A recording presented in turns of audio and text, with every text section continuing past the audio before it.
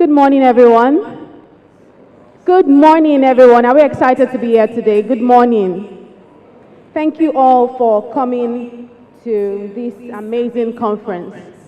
Distinguished guests, ladies and gentlemen, good morning and welcome to the second edition of the Business Day Tourism Conference. What a time it is for us to be having this conversation today. A very, very timely conversation. We understand that Nigeria is a nation with over 250 cultures, extraordinary landscapes, music, film, and creativity bursting from Lagos to Abuja and even beyond. And we know that despite all of this, our tourism sector is, I would say, untapped. There's still a lot more to be done when it comes to tourism in Nigeria. And that's why our theme today, people, culture, and infrastructure, has brought together the thinkers, the doers, the decision makers. And we're talking about policymakers from private sector to creatives to community leaders And today we don't just want to talk about strategies, but we also want to act. And this is truly where action begins. We'll draw lessons from nations that have done it right on the continent, from Rwanda to Morocco and even South Africa. You will hear from a globally respected keynote speaker. You will engage with panelists who are actually making things happen, and you will connect with investors, you will connect with creatives, and also policymakers who are ready to do the work. So I encourage you all today to lean in, to ask the hard questions, and to make the right connections. Because the journey to transform Nigeria into a tourism powerhouse begins right here in this room. My name is Elizabeth Musa. I'm a broadcast journalist. I work with BusinessDay. I'm also a professional compere, and it's my honor to stand before you this morning as your master of ceremonies. I'd like you all to please put your hands together for yourselves for being here today. And very quickly, before we proceed in the agenda, I'd like us to do something very quickly. I'd like you to please just get up. I know we've done a little bit of networking at the start, when we're having tea, but if you could just get up very briefly, meet someone. It's a tourism conference. I'd like you to just tell them your best travel experience and what made it truly spectacular. It doesn't have to be out of the country. It could be in Nigeria, it could be to Cross River State, it could be to Delta State, it could be to Morocco, it could be to the United States, but just get up, meet someone and tell them what made your travel experience, your one travel experience, and what made it truly spectacular. Okay, I'll share mine. I think one of my best experiences traveling is always to South Africa. And one thing that really resonates with me is their culture and how similar it is to the Nigerian culture. They have this personality, the music that is very similar. We're different, but still unique in our own way. So there's something about the South African culture that just really strikes me, and that for me is always my best travel experience. So you could share with somebody.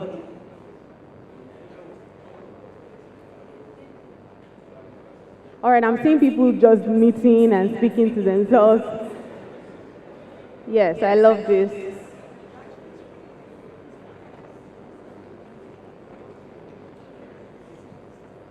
And if you have not met anyone, you are wrong, oh. You are actually very wrong, because what are you waiting for? Hold on, Chief. Hold on. I'm not going to show you if I did that down, please. No, they zoom out. They zoom out. No, they zoom out. Sometimes. Especially when they started to find For now, maybe when somebody's no, for now. like this. For now, for sure. Tell them if it's the food, if it's the people, if it's something in the airport that caught your fancy, if it's the culture, if it's the outfit, just something interesting.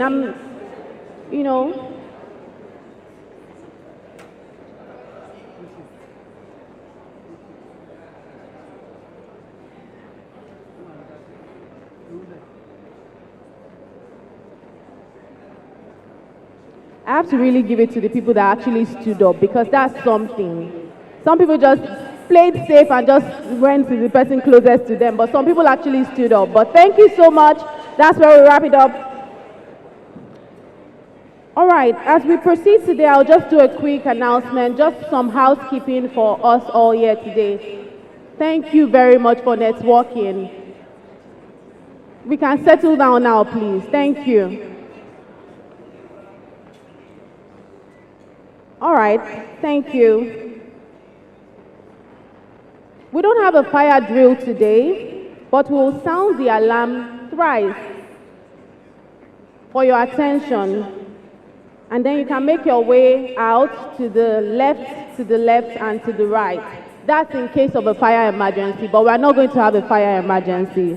So please, that's one announcement. And we also have the toilet, 2 doors to the left and then to the right. So if you want to make use of the convenience, you have the 2 doors to the left and to the right. Also, you'll see security people, you can also ask. And I'd also like to tell you that this is a safe zone, but We would like you to please keep your belongings safe. Well, while it's a safe zone, we can't take responsibility for any missing items, and a hotel will not take responsibility for any missing items. So please keep your belongings very safe. Also, we also want to let you know that we have the medical team who can attend to you just in case you have any situation on ground. You can meet up with the medical team. So that's also one thing that we want you to know. And also, you see the people in suits, in dark blue suits, just like the young man who is at the door. Those are the security people. So if you have any security concerns, you can meet them, the HSP team and the security team. Also, you see some of them putting on the reflective jacket. Please note that. All right, at this juncture, without taking any more of our time, I'd like to please make welcome the Deputy Editor of Business Day, Mr. Ololade Akimirele, as he comes up for the welcome address. Please do that by putting your hands together for him as he comes up stage, please. Thank you.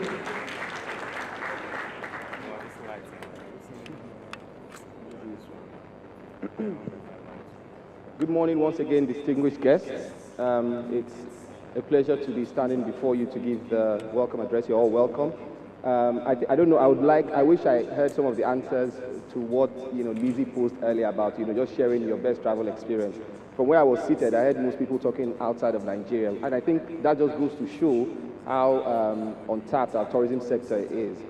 So once again, let me welcome you to the second annual Business Day Tourism Conference with the theme People, Culture and Infrastructure, Building Inclusive Tourism Models for Nigeria's Growth. Now, the tourism sector contributed about 4% to GDP in 2022. That's coming from about 2% 10 years ago. It's a sign of progress, no doubt, but definitely there's still so much more that we can do, especially if you consider the fact that neighboring African countries like Rwanda, Kenya boast of tourism contributing about 10% on average to GDP. So there's clearly immense potential there for us if we would look internally. So I think it's very important that we're having this conversation this morning, this very honest conversation where we try to find solutions to some of the challenges holding back the tourism sector, because we know that the president has set a target to grow the GDP of the country to $1 trillion by 2030, and that would not be possible if we don't significantly improve whatever impediments are holding back key sectors that can contribute meaningfully to GDP, and tourism is easily one of them. Imagine being able to just match what Kenya's tourism sector adds to its GDP in Nigeria. That's like doubling from where we are currently. So for sure, there are opportunities in that sector, and I'm happy today that we're all gathered here. We have an exciting lineup of speakers. I can't wait to hear the keynote speech. You guys might not know why I can't wait yet, but trust me, when she does get on stage, you know I'm excited, because I think it's time for us to move away from conferences just being talk shows to avenues to really get things right and speak the truth and talk about what the real challenges are and what the solutions could possibly be. So I am looking forward to the conversations today. I hope you join me to enjoy the sessions we've lined up for you. Allow me to say welcome once again. But before I go, I would also like to recognize our sponsors. It's because of them that we're gathered here today. I would just say Eco Hotel and Suites, Diamonds and Pearls, Ikogosi, Amber, and of course our very own Business Day Foundation. So I'm going to get away from the way now so that we can start to listen to the exciting conversations we've lined up for you. I do hope you have a great time listening and contributing to the sessions this morning. Thank you so much.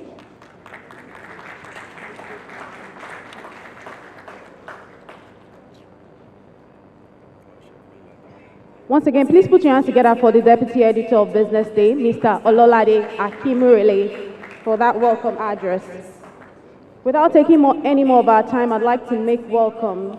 This one is very, very special, and I did talk about the fact that we're going to have a very reputable speaker today for the keynote address, and I'd like to make welcome this special woman.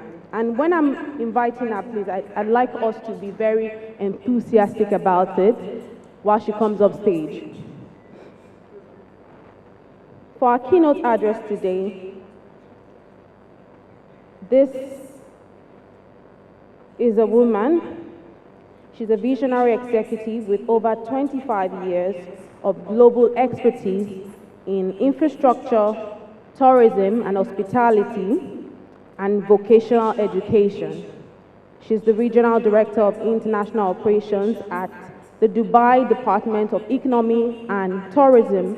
She was from 2015 to 2023, where she led high-impact campaigns that boosted African tourism to Dubai and forged major economic partnerships with African nations. In May 2024, she was appointed the Managing Director of Del York Development Company, spearheading transformative projects like Lagos Film City and Enugu Sports and Entertainment City, with senior leadership roles at Deloitte, Walt Disney World, Wyndham, Wakanao.com, and NEOM. She brings operational excellence and strategic vision to large-scale ventures. She's also a trusted advisor and board member across tourism, infrastructure, and women's empowerment initiatives. Distinguished guests, ladies and gentlemen, please join me as I make welcome the Managing Director of the Del York Development Company, Stella Kubara, as she comes up for the keynote address. Please do that with a very boisterous applause. Thank you very much.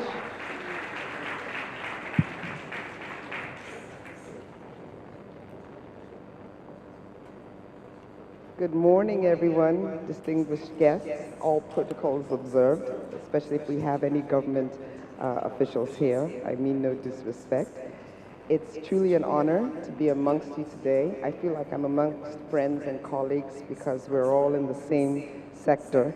And I'd like to start by saying if you're in this room, even if you don't run a hotel or a travel company or a restaurant, you are part of tourism. And I'm going to explain why today.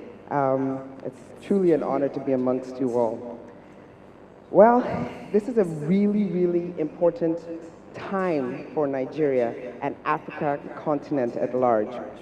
This is a moment when Nigeria is being called not just to dream of a better future, but to design it intentionally. I will never give a speech where each one of you does not have a call to action. And I hope we will hold it to you and trust you to deliver.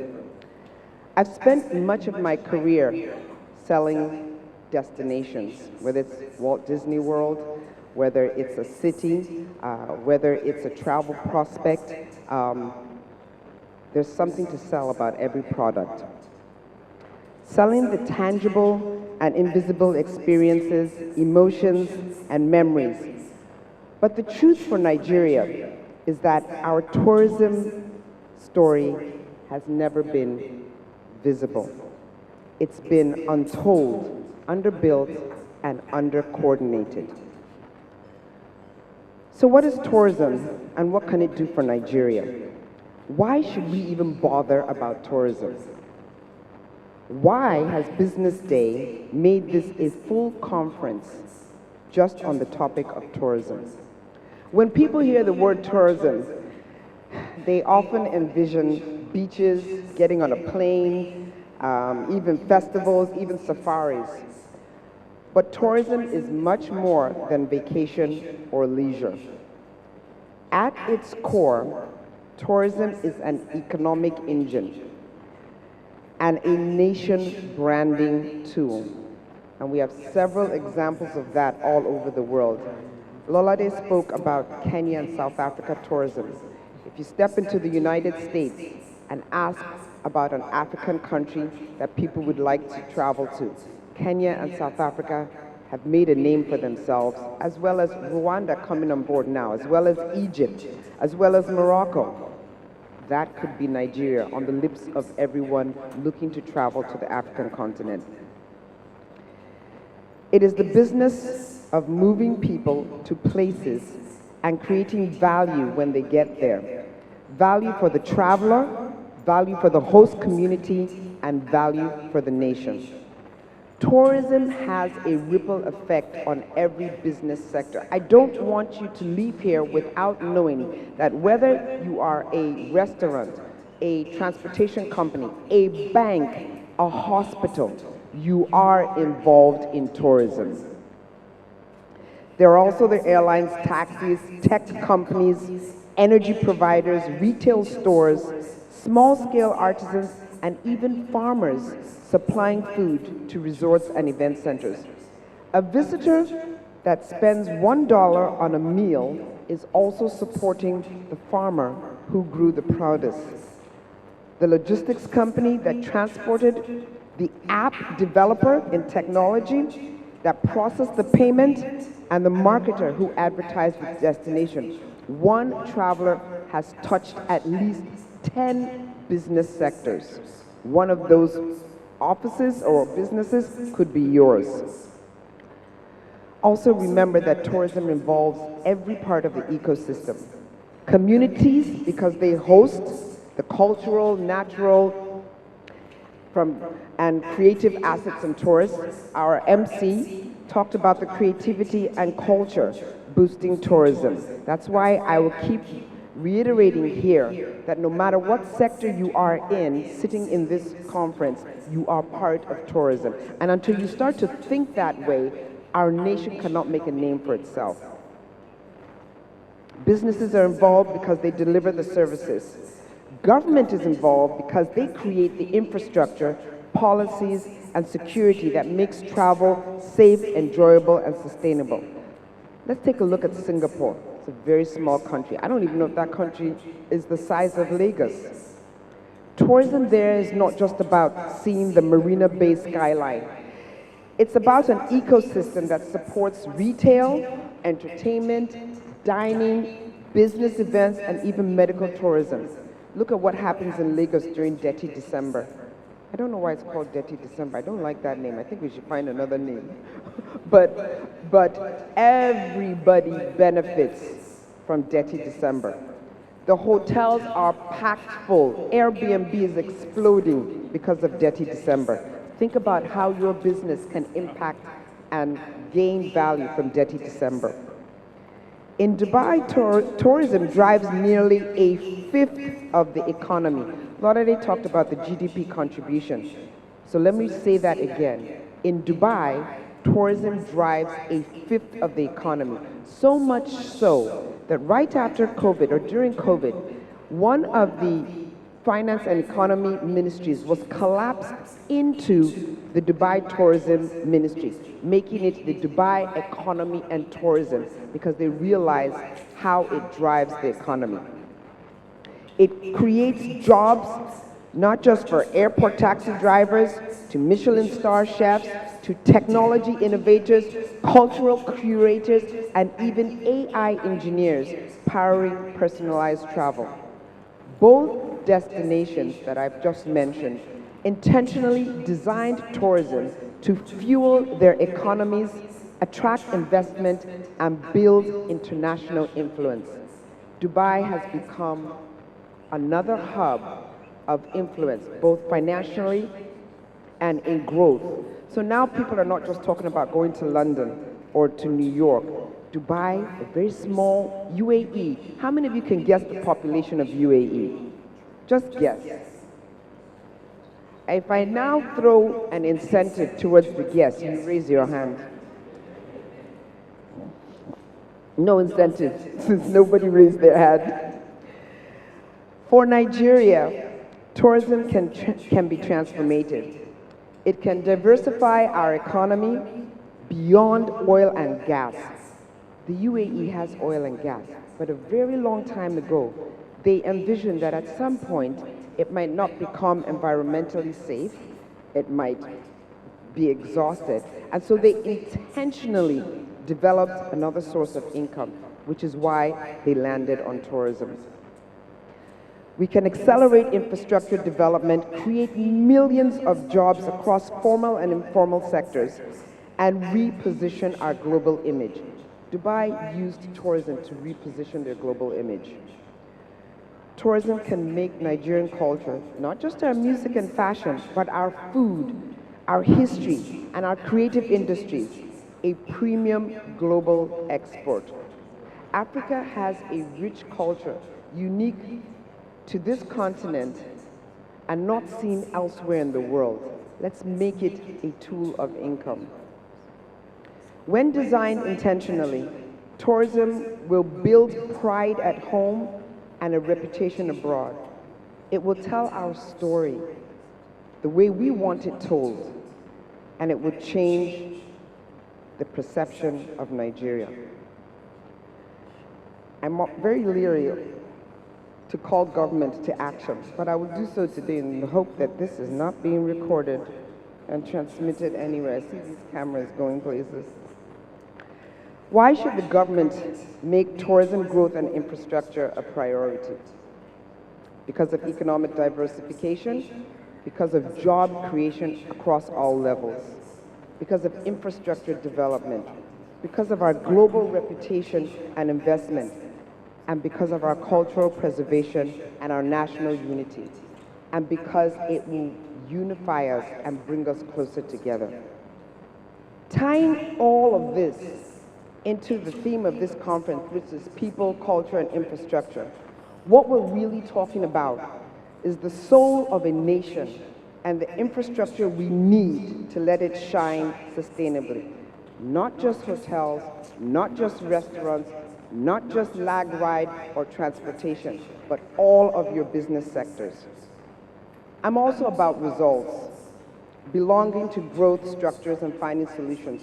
So you will hear me reference Del York Group frequently as we dialogue today, and you'll understand why I chose to leave Dubai and come back home to help build our nation from a tourism, hospitality, and infrastructure perspective. Let's start with the people. Tourism doesn't start with tourists. That's not the beginning. You can't invite guests to a place that doesn't already exist. You have to build it before the guests come. It starts with us, the drivers, the chefs, the custom officers, the local artists, the hotels, the travel agencies, the airlines, the auntie who makes the best soup in Delta State, and yes, the young girl from Jos who uses content creation to capture the culture.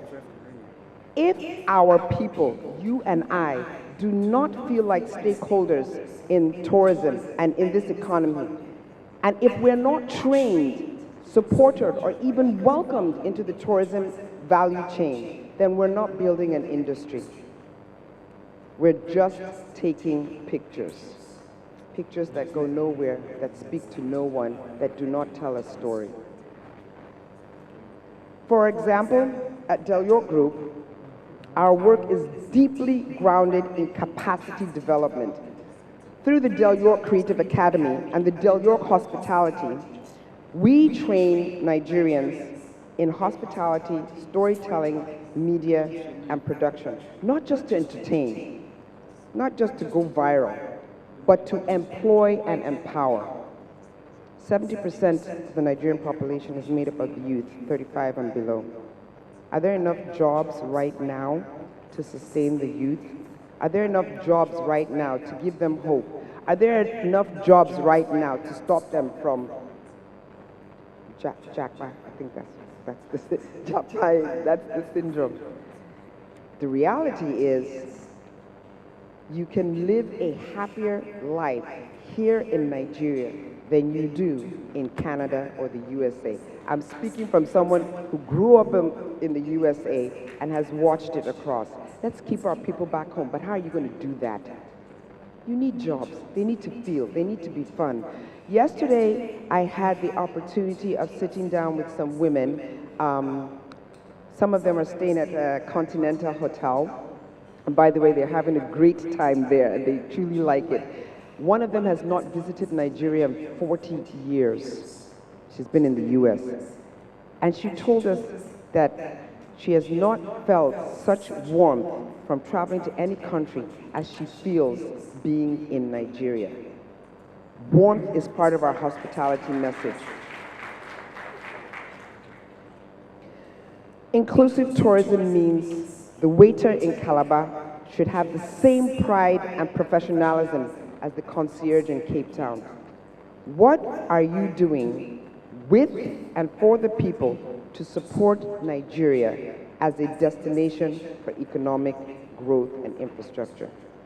Are you adding to the value chain, or are you complaining that Nigeria doesn't have this, Nigeria doesn't have? Who is Nigeria? We are Nigeria. We can't complain anymore. We need to do.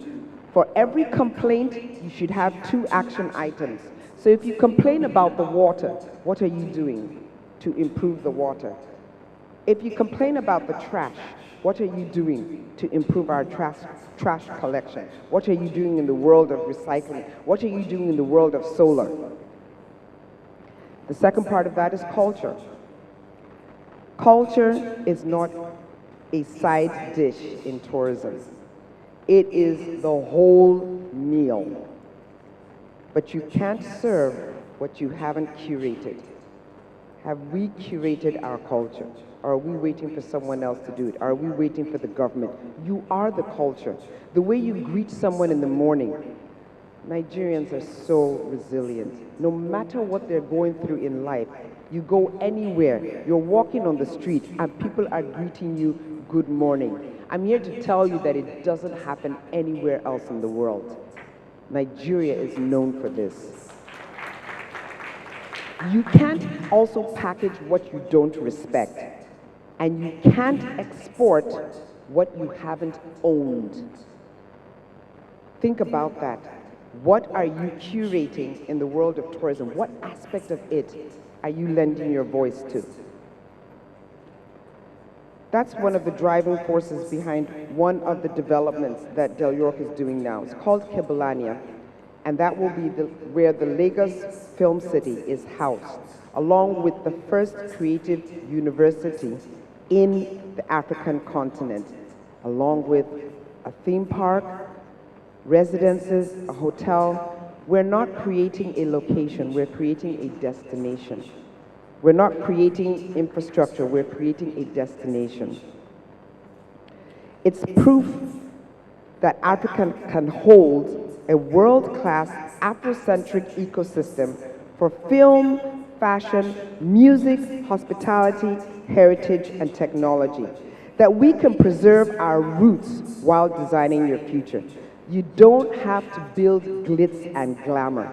In fact, when you review feedback from those who have visited Dubai, and I heard it here from several people last night, one of the things that deters them is the fact that Dubai is seen as all glitz and glamour. And so Dubai took that feedback and made a conscious effort to now focus on their culture and the people, aside from the skyscrapers that everyone admires. Through Kebulania, we're going to create a living museum of who we are and a launch pad for how we want to be experienced by Nigerians, Africans, and the world. Let me be very clear. Culture isn't just art.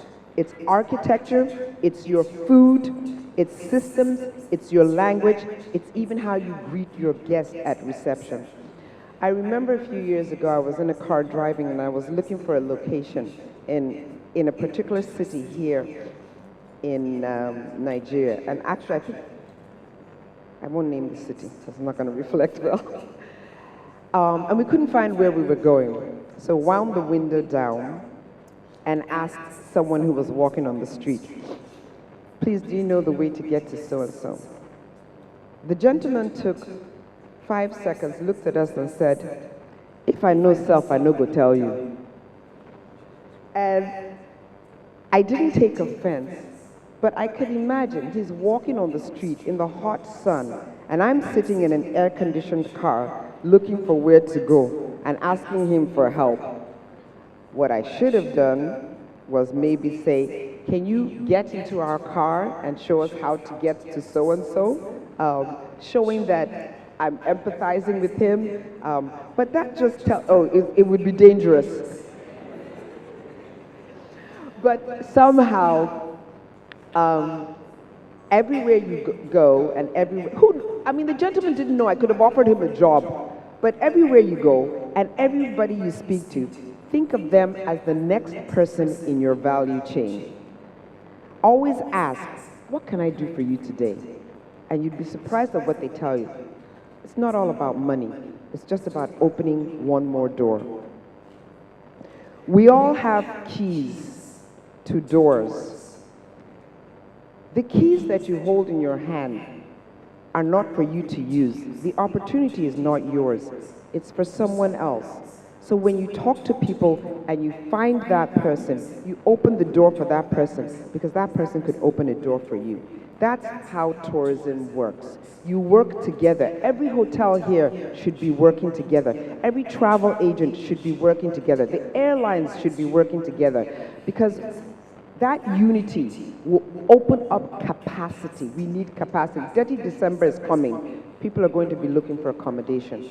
Talk to each other so you know who's in the business with you. And then there's hospitality. Hospitality is the heartbeat of any industry. I didn't say hospitality is the heartbeat of hotels. I didn't say hospitality is the heartbeat of airlines. I said any industry. People have this idea that hospitality just refers to hotels in general. That's not what it's about. Every business sector, if you are not developing, practicing excellence in hospitality, you will lose your customers. Tourism is one industry that cannot thrive without hospitality because hospitality is how we make people feel. Remember that. Hospitality is how you make someone feel. That is why it applies to every industry. It's not limited to hotels and restaurants. It's how a customer service officer answers the phone from a bank. It's how an airport security officer greets a guest and how a driver treats passengers. It is the human experience behind your physical product. Remember this so that as you leave here today and you impact your businesses, you have a game plan and a vision for how you will improve hospitality in your industry. This is why every industry is responsible for practicing hospitality. The banks, the hospitals, the airlines, the retail stores, the technology companies, every one of them touches a person's experience. And if you adopt excellent hospitality practices, which include warmth, professionalism, responsiveness, they not only enhance customer loyalty, but also strengthen Nigeria's overall tourism appeal. Because at the end of the day, people don't just remember what they saw, they remember how we made them feel. So how do we move forward? We need to radically reimagine tourism as a national development tool, not just for revenue or reputation, but for healing, for unity, for jobs, for rebranding this country from the inside out. And it starts with 3 simple commitments. Build for the people first, not just for profit. Fund and protect our culture like the national asset that it is. Redefine infrastructure as access and dignity, not just design and scale. Let us stop benchmarking Nigeria against what we are not. Don't benchmark yourself against Singapore or Dubai or Kenya or Rwanda or even South Africa. Let's start investing in what we already are, which is resilient, talented, outrageously creative, and rich with stories that the world is waiting to hear. Let your product tell a story and it will boost our tourism. So I leave you with this challenge. Let's stop asking when Nigeria will become a top destination. Let's start building the models and infrastructure and prove that we are already a destination for tourism. Thank you so much.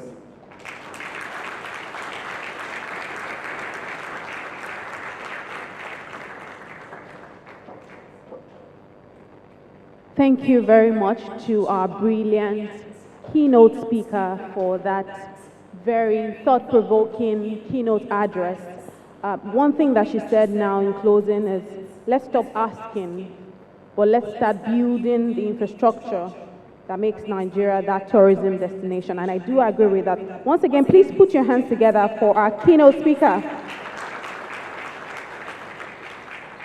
All right, right now I'll be making welcome for another presentation, our guest speaker today.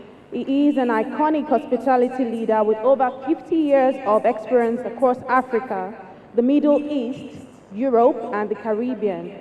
He began his career with Intercontinental Hotels Group in 1977 and has held senior roles in cities including Budapest, Addis Ababa, Nairobi, Lagos, and Abuja. Currently, he serves as the Group General Manager of Continental Hotels Nigeria, where his leadership has earned the group the Best Nigerian Hotel Brand of the Year 2024. Thank you. And secured him the leading Group General Manager of the Year 2024 award. In 2025, he received the Hospitality Impact Award at the Hotel Managers Conference. He is known for championing technological innovation, guest personalization, and a hands-on collaborative leadership style. He is widely regarded as Africa's hospitality guru. His strategic vision continues to elevate service excellence and operational innovation across the continent. Distinguished guests, ladies and gentlemen, please make welcome the Group General Manager of Continental Hotels Nigeria, Mr. Carl Allah. Thank you very much.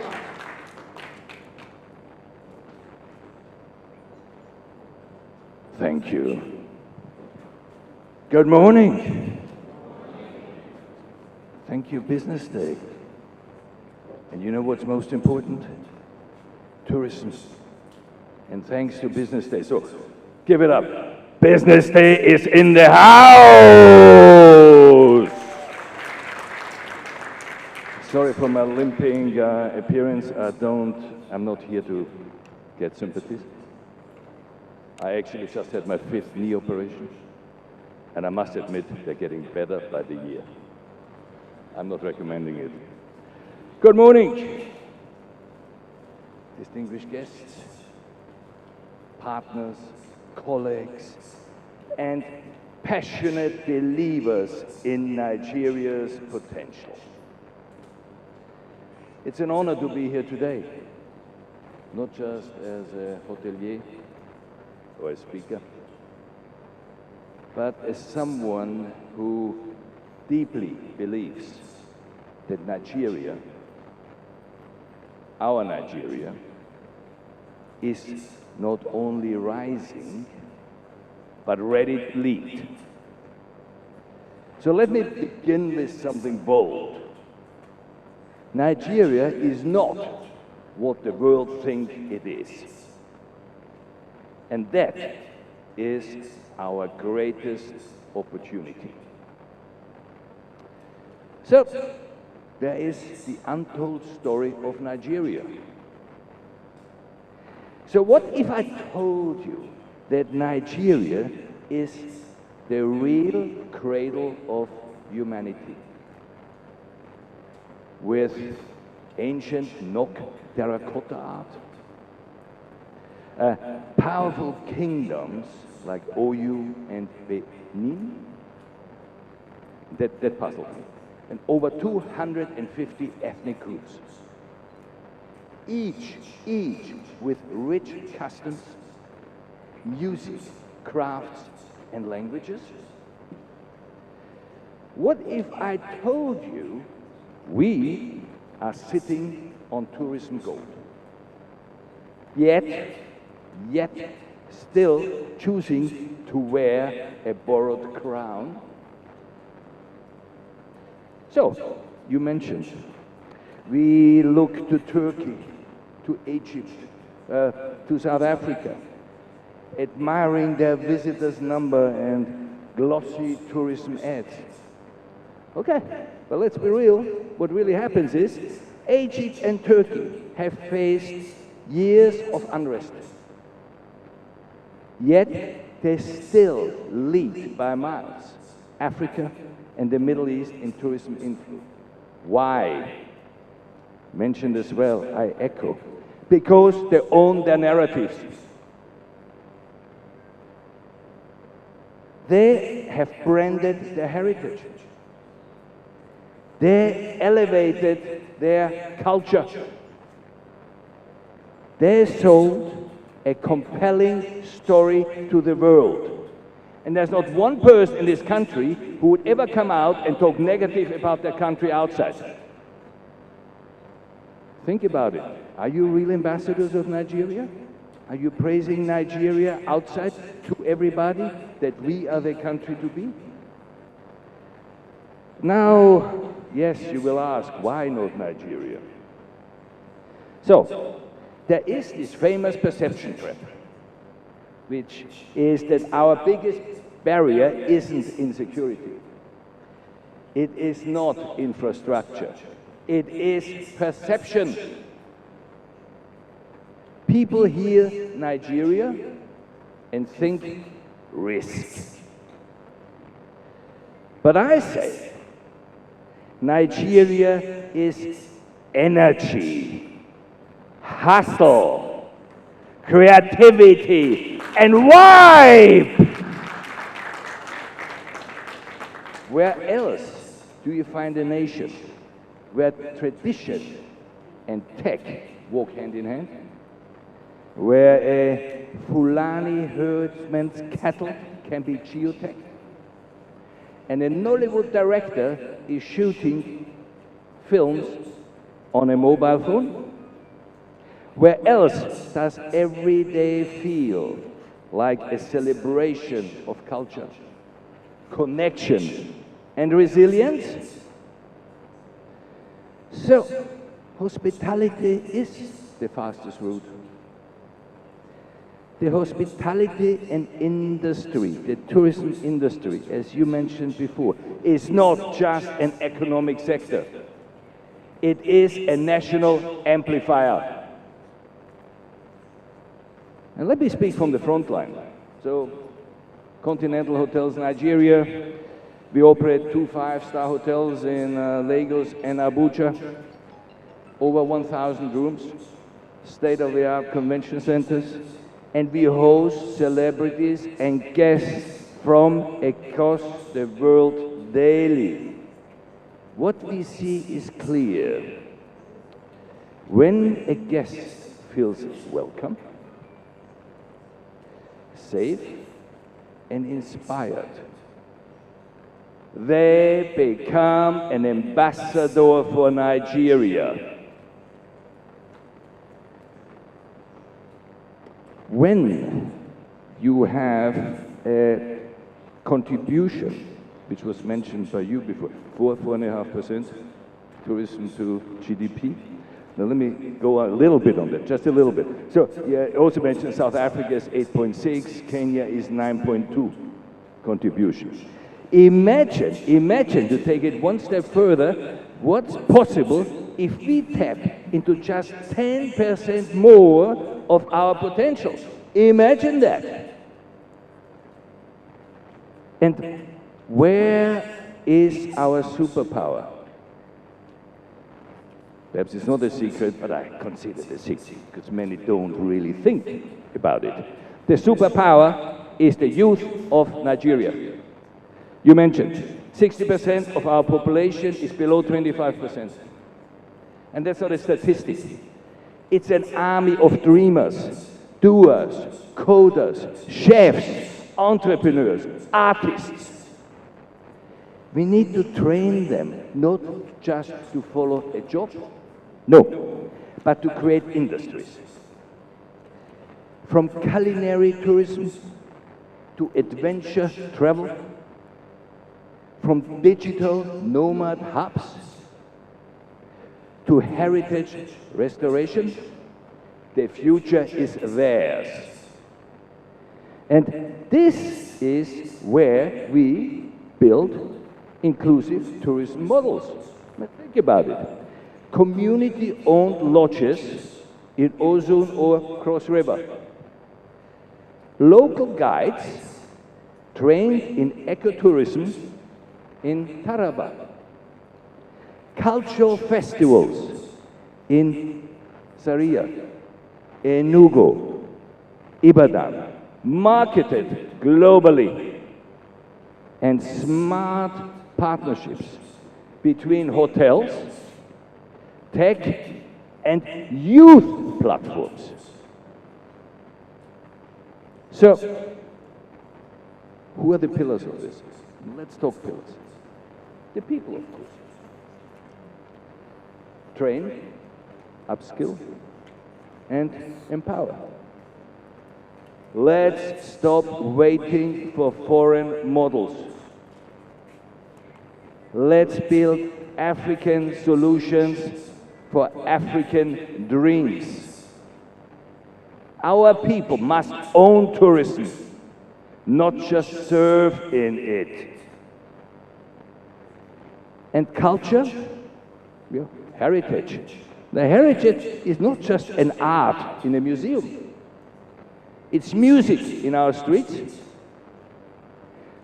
stories in our palaces, food on every corner. Celebrate it, digitize it, export it. And the infrastructure, yes, often talked about. Yes, yes, yes. We need better roads and airports, policies, competitive visa regulations. Yes, yes, yes. But we also need to do a better rethinking. Invest in our experiences, not just buildings. Imagine a tourism innovation hub in Lagos, a cultural culinary institution in Calabar, or a heritage trail from Ife to Kano. Rally and inspire, ladies and gentlemen. Let's stop waiting to be chosen. Let's train harder, act bolder, and dream bigger. Tell the world not just that Nigeria is open for tourism, no, but that we are the future of travel. We are not the underdog. We are Africa's heartbeat, and the world needs to feel it. Thank you. And let's build something unforgettable. Thank you very much.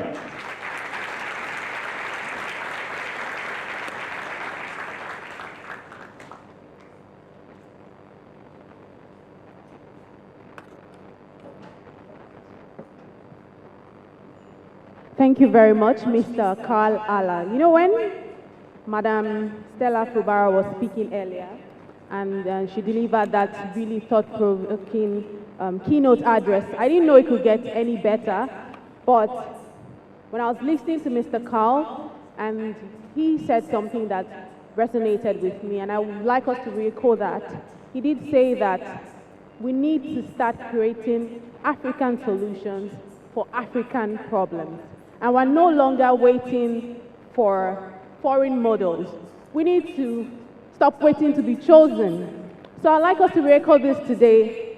We are creating African solutions for African problems. Can we say that? Thank you.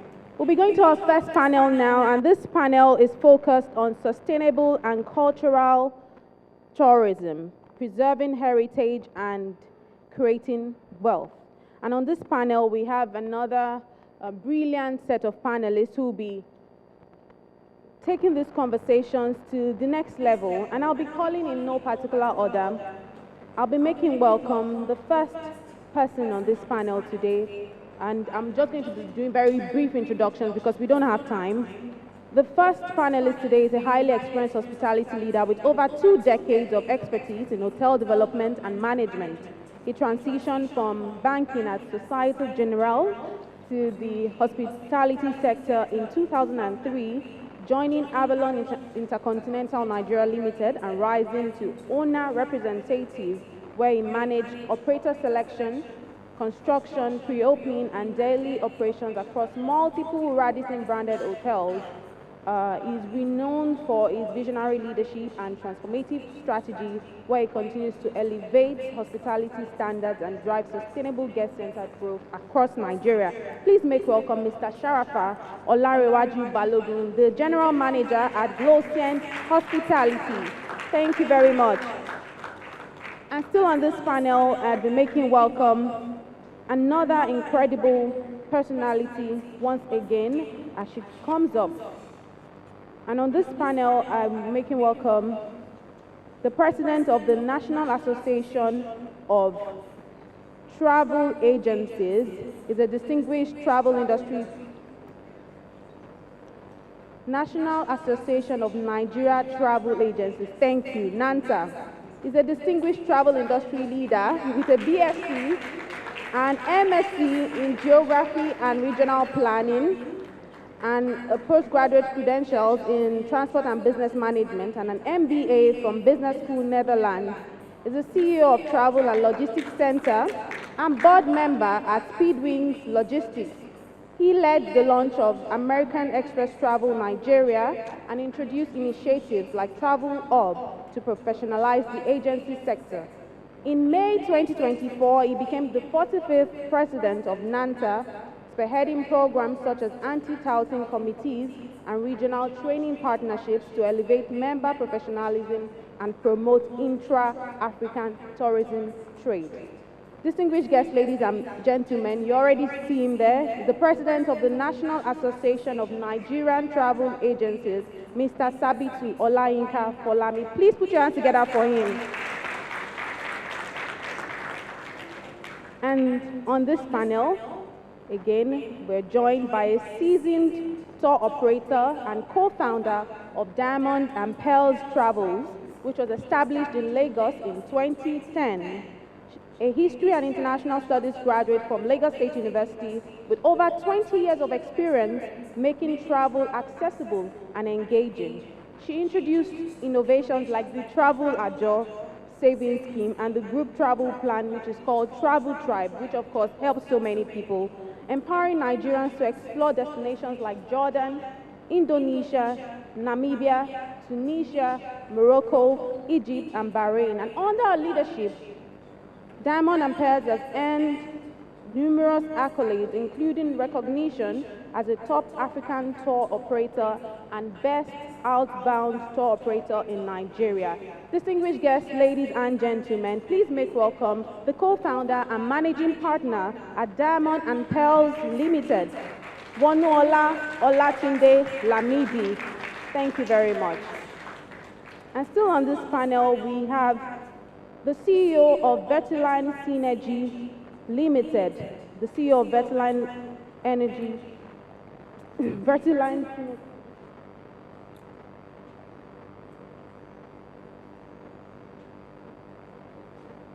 All right, the CEO of Vertiline Synergy Limited, Adedoyin Fabikun. Please make Adedoyin Fabikun welcome as she comes up stage this morning. I'm going to read a brief bio. She's a consulting and she's a hospitality strategist and the CEO of Vertiline Synergy Limited, which is a consulting and investment firm dedicated to scaling African hospitality businesses through growth planning, workforce solutions, and operational support. She oversees specialist divisions including HRPS, recruitment, and VSTS, which is training, and co-founded the annual Hospitality Business Summit to foster investment and innovation across Africa's hospitality sector. Adedoyin Fabikun is the CEO of Vertiline Synergy Limited. And still on this panel today, but joining us online is, I hope I do not murder this name, is Ropa Fatso Dunira, the Minister of Councilor Tourism Embassy of the Republic of Zimbabwe in the Washington, D.C., United States of America. Please, very warmly, let's make Ropa Fatso Dunira very welcome, even as to join us online today. And still joining us on this panel is Emmanuel Frimpong. Emmanuel Frimpong is the president of the Africa Tourism Research Network, ATRN. Very warmly, please make Emmanuel also welcome, even as he joins us online. Right, and to help us moderate this panel today is another very brilliant woman. She's an award-winning tourism expert and the founder and CEO of Noella 500 Holidays, a leading visa advisory and travel services company, serving high net worth individuals and global organizations for over a decade. She was educated in the United Kingdom, where she holds degrees from Berwick College, an HRPD from Metropolitan University, and an MBA from the University of Wales, Cardiff. She's a certified John Maxwell coach, a trainer, mentor, and chartered HR professional, and has held roles at major multinationals such as Coca-Cola, Walt Disney, and West LBAG. She brings deep expertise in leadership transformation and talent management. She does so much, but I'll just have to leave it here today. Please make welcome the founder and CEO of Noella 500 Holidays, Noella Ifedira. She will be moderating this panel for us today.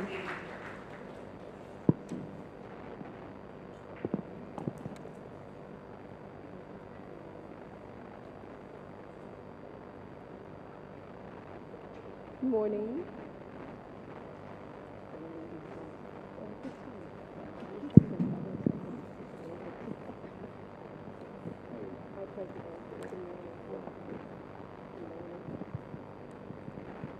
Good morning, everyone. It's our culture, give honor to whom honor is due. That's our president of NANTA. And also, as our keynote speaker had already said, we always say good morning. So naturally, I just have to do.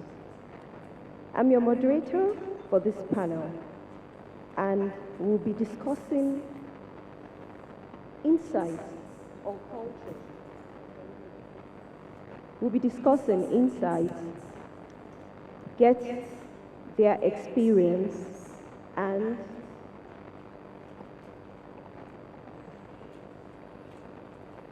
what they have to say. We already have two of our speakers online. In no particular order, I'll just dive right into the question. Starting from Wonu.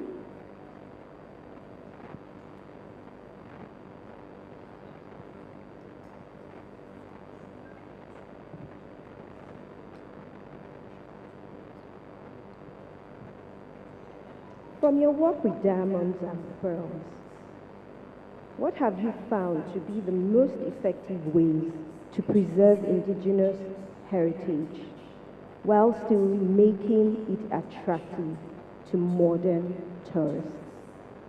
Okay, thank you for that question. Good morning, everyone, and I'm truly honored to be here. Thank you so much, Business Day. Okay, so one of the things that I always say about tourism is that you need to involve the locals. You need to involve the indigenous people in tourism. Let them understand their tourism assets so that they are able to sell it, they are able to maximize it. So that is the number one thing that needs to be done. Then another thing that should be done is you need to educate people on how to sell travel, sell tourism, and how to protect the culture. Now, Nigeria is rich with a lot of things. We have music, we have dance, we have food, we have fashion, adire, ashoke. We have a lot of these things. But the problem is that we do not project them the way they should be projected. So if we are able to understand what we have as a country, then we're able to sell those tourism assets. Another thing that needs to be done is that government needs to be involved. Now, tourism is not just for the private sector. It is a PPP partnership. So it's private sector and it is also the public sector. The government needs to be involved in whatever we're doing in tourism. How? We need to understand that to earn tourism dollars, we need to create and maintain infrastructure. One thing that is lacking in Nigeria is that our infrastructure is very poor. Hotels do not have proper maintenance. We don't have good roads that lead to some of these tourist sites. People don't understand the value of what they have, and so they cannot put a bet on it, or they cannot think on how to earn from it. So government and the private sector need to work together to make sure that our tourism assets are sold the way they should be. Another thing is that value should be placed on what we have. We all travel abroad to different countries. Why are we going there? We're actually going to see what they are selling, to see what they have, to imbibe in their culture, to experience the locals. We're not going there to see the beaches. We have beaches here. Any beach in Nigeria is the same beach in Egypt. So it's not the beach we're going for. We're going there for the culture. We're going there to mix with the people. We're going there to understand what makes them tick. Why Paris? What is so special about Paris? So we need to be able to sell Nigeria. Why Nigeria? What does Nigeria have? So if we, as the locals, all of us here, the locals, can sell our country virtually, on social media, with what we wear, with our food. Jollof rice is popular all over the world. Anybody that comes to Nigeria likes Nigerian food. So what are the tourism assets that we have? And how can we enhance them and make people come to Nigeria because of those assets? Thank you. That was really brilliant. And I'm just going to piggyback on that, where I'm going to ask Mr. Sharifa Ola Rewaju Balogun, how does Gloshape Hospitality integrate cultural heritage into guest experience at Ikogosi Warm Springs Resort while maintaining modern hospitality standards? Thank you. So first, of all, my name is Sharafa, not Sharifa. Okay, so just to point out, and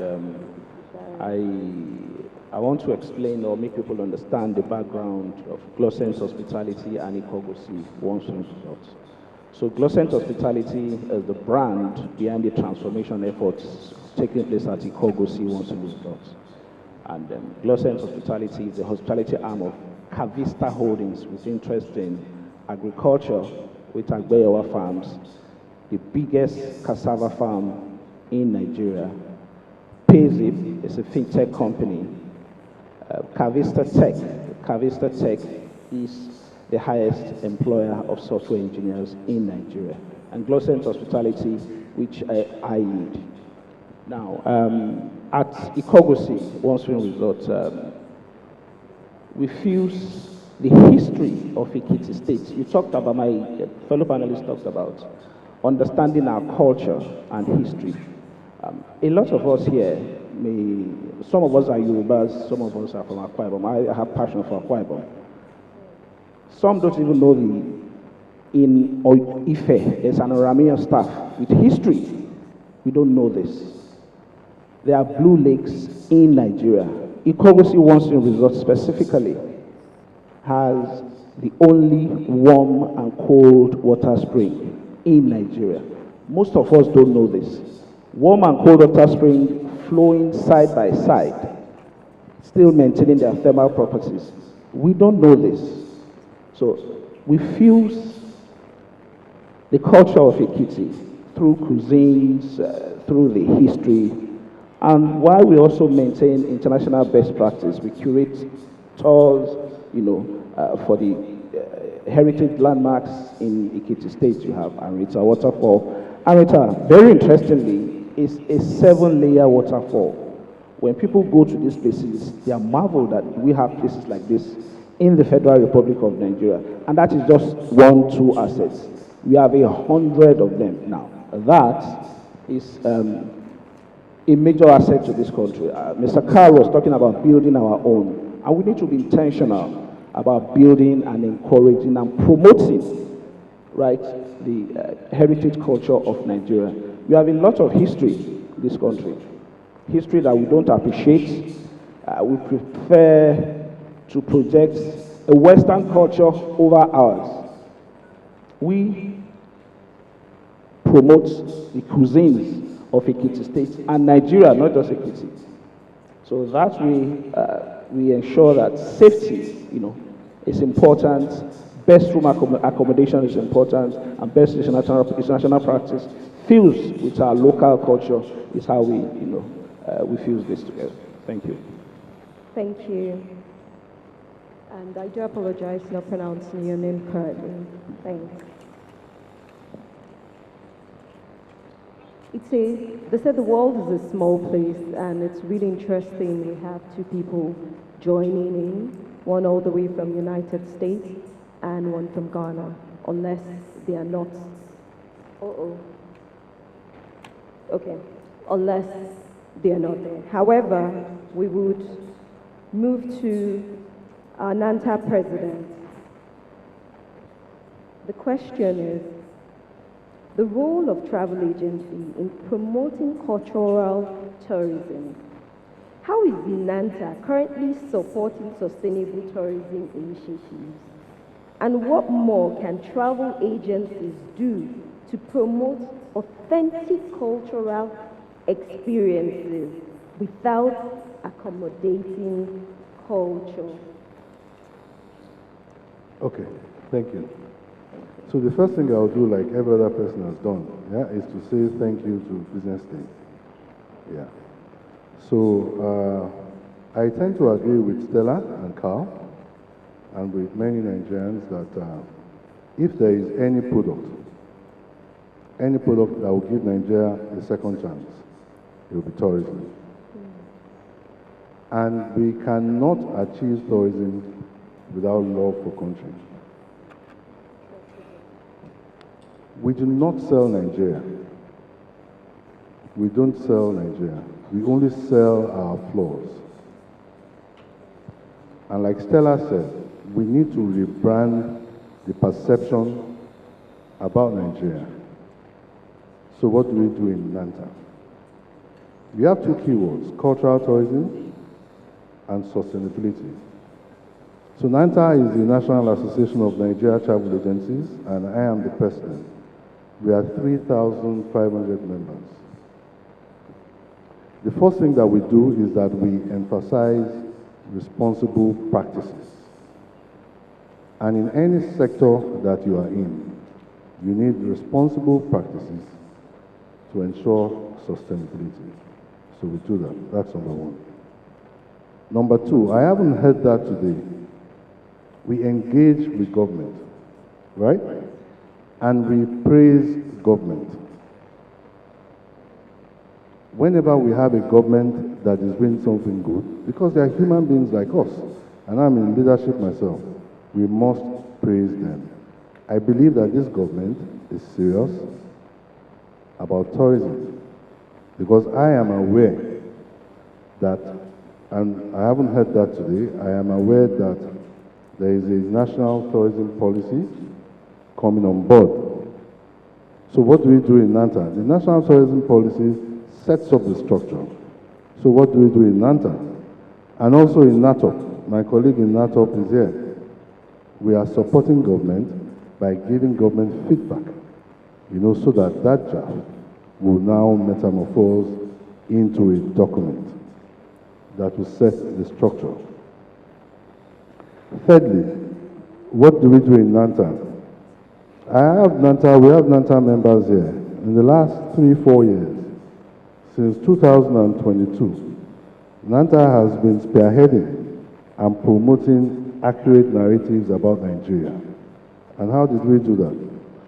With our small monies and members, we went back, we took Nigeria back to the WTM stage in 2022. I've seen a few members, that supported us doing that. We went in 2022, 2023, and 2024. We didn't only go, we also went with a publication called Nigeria by NANTA. And in this publication, we promote all the cultural assets of Nigeria. And the biggest asset that we have in Nigeria is what? The biggest asset that we have in Nigeria is our people. And why is it our people? We have made allusions to the things that make Nigeria strong and Nigerians strong.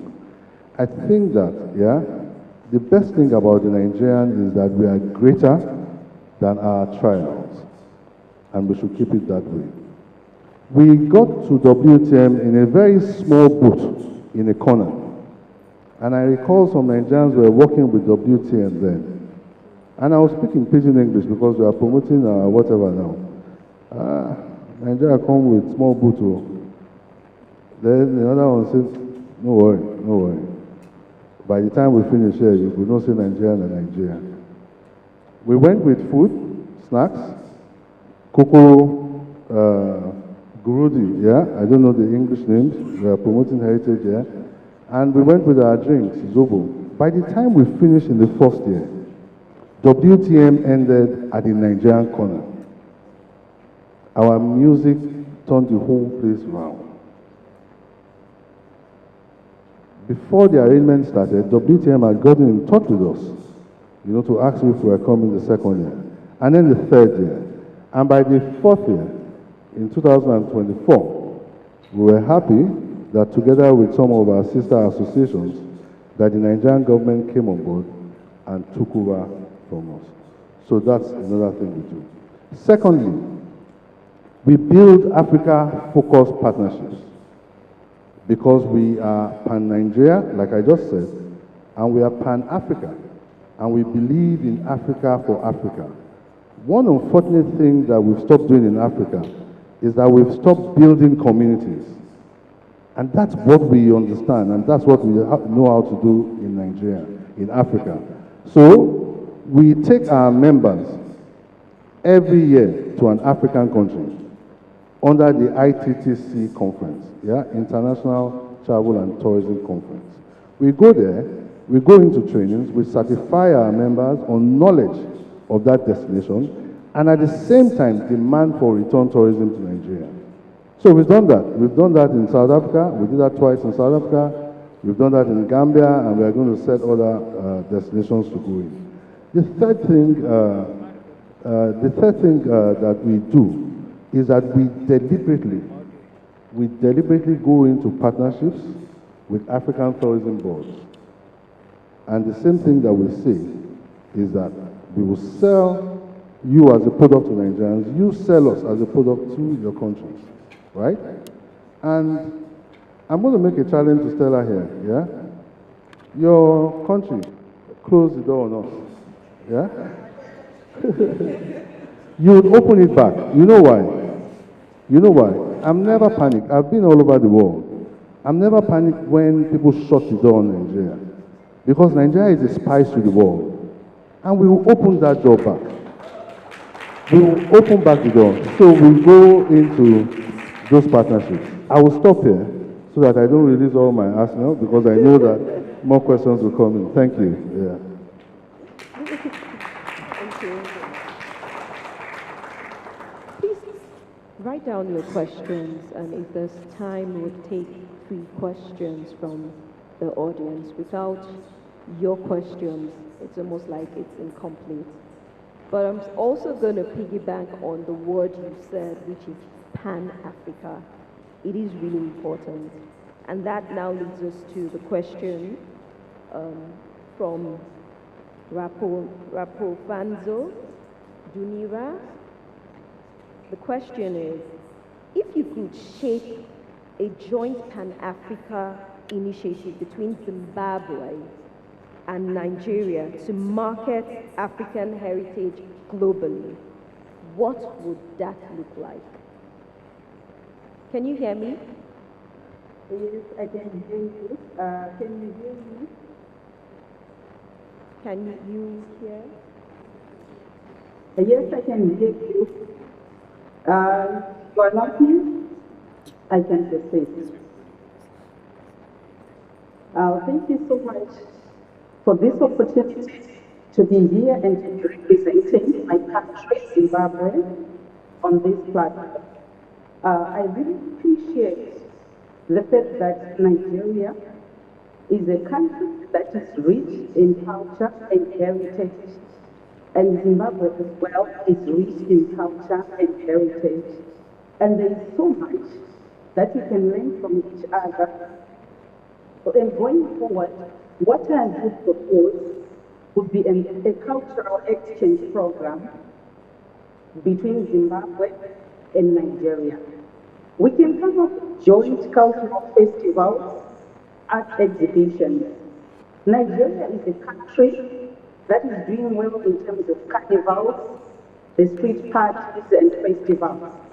And we can facilitate artist exchange programs to support skill sharing between Zimbabwe and Nigeria.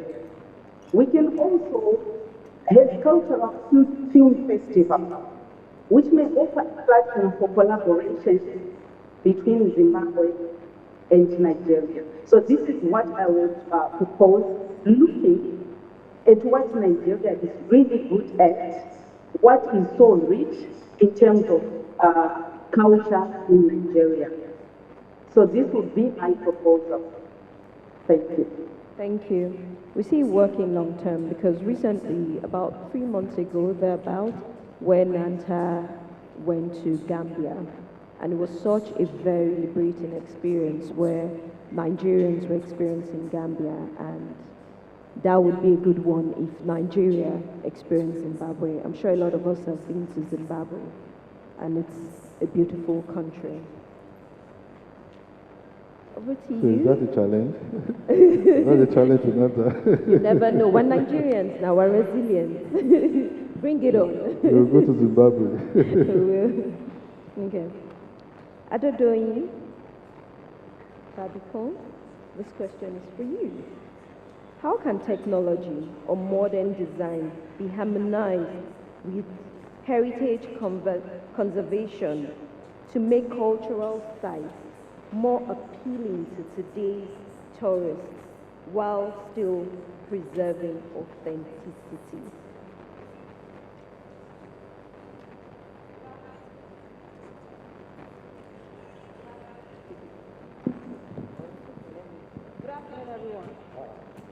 Good afternoon, everyone.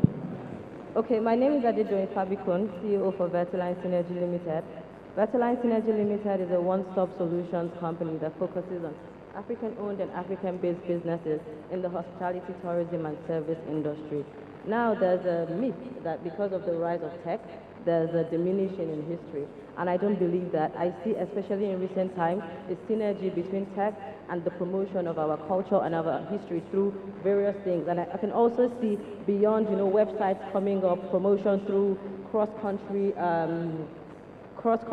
collaborations and other things. I see a rise in virtual reality where people are literally wearing headsets and watching. I think that exists currently in a museum in Abuja, and we're seeing that where people are sitting down watching the history as it plays out on virtual reality. We also have augmented reality that also allows for people to be able to walk through, various sites, but just in one place. So I believe that tech is the sister that promotion of culture and tourism actually needs that we don't know. And I believe that what tech does is to amplify, is to enhance what we already have and not in any way try to diminish it. So yes, as the hospitality, tourism, and service industry continues to grow, I believe that tech needs to gum with us as we're, trying to promote what we're promoting, because there's absolutely no way that we can promote Africa without embracing tech.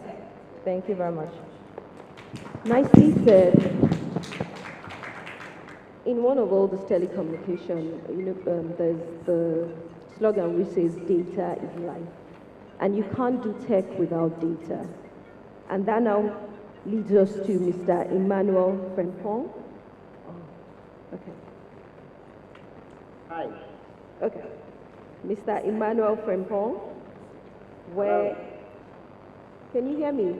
Okay. Yes, I can hear you. Fantastic. Hear Thank me. you. Based on your research, because your company deals a lot with researches and data, and also you're gumming body with technology.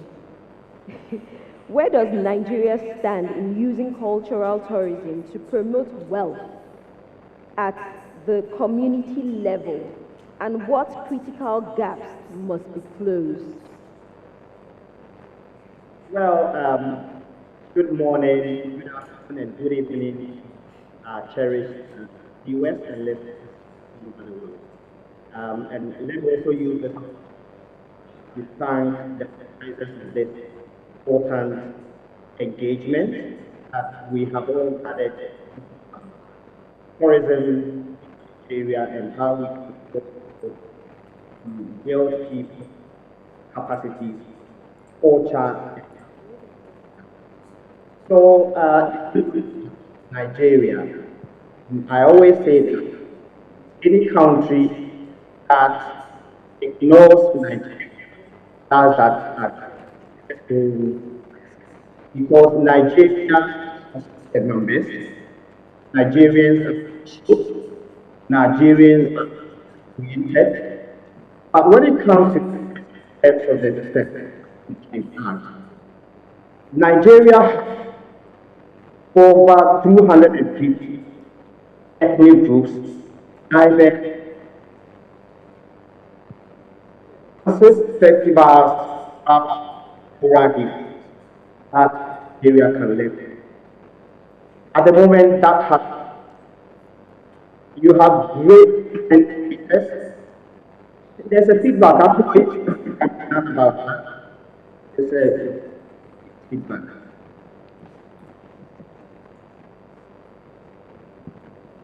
Hello? Thank Okay, while they're working on it, see, the other thing that you in terms of so they can use cultural tourism to develop community is about engagement. And I think earlier speakers talked about that.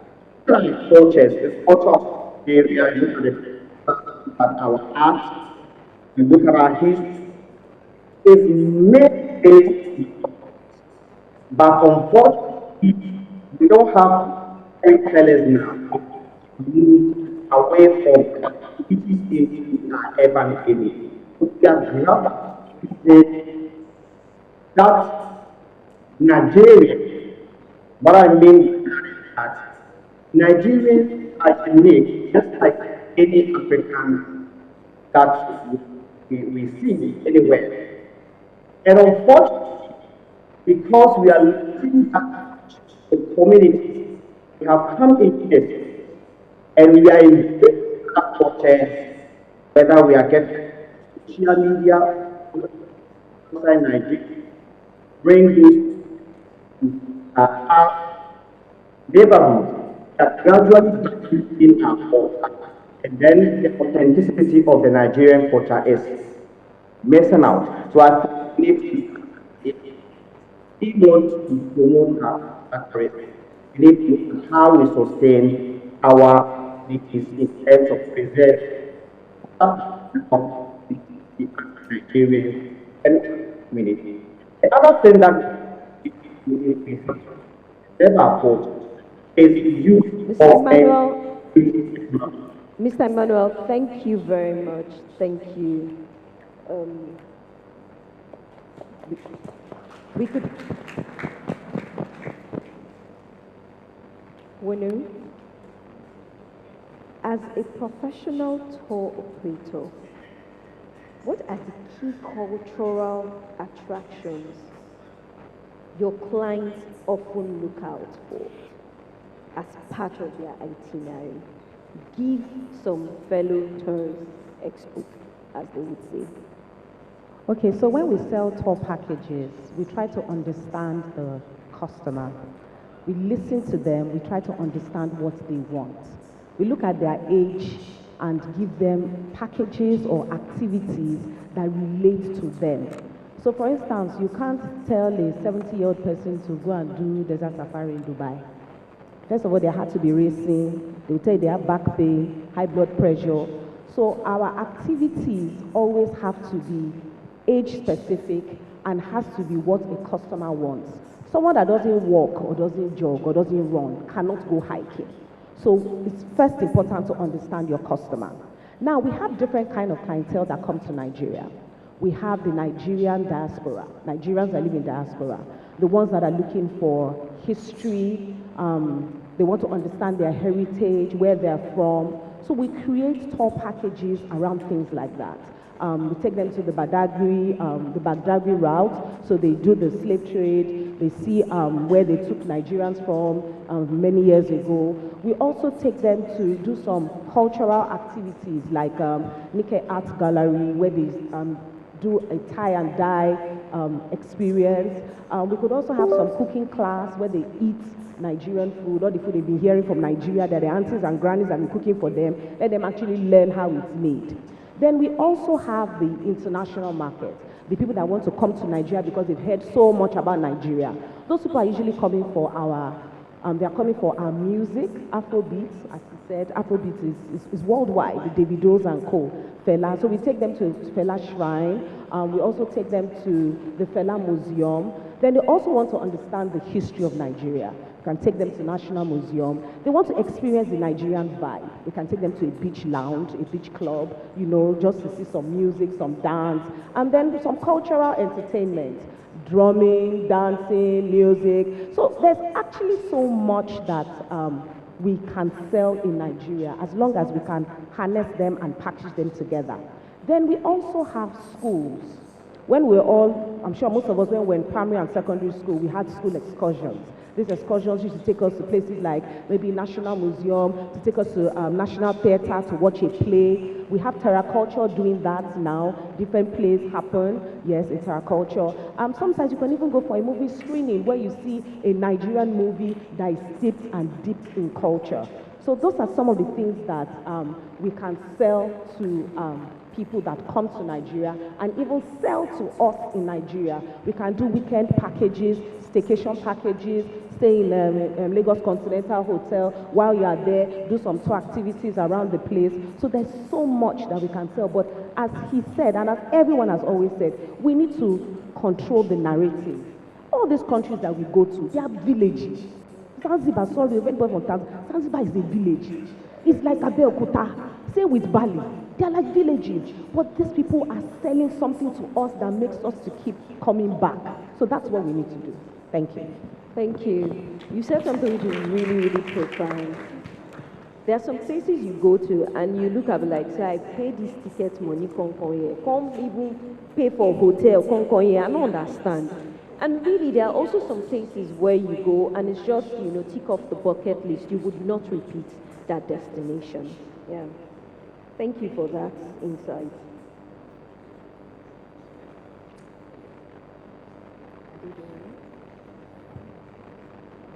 Ladies first, before the gentlemen. Battalion Synergy Limited has been at the forefront of innovative tourism solutions.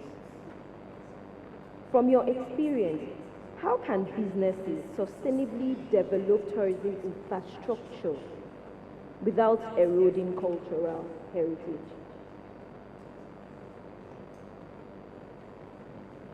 Thank you again for the question.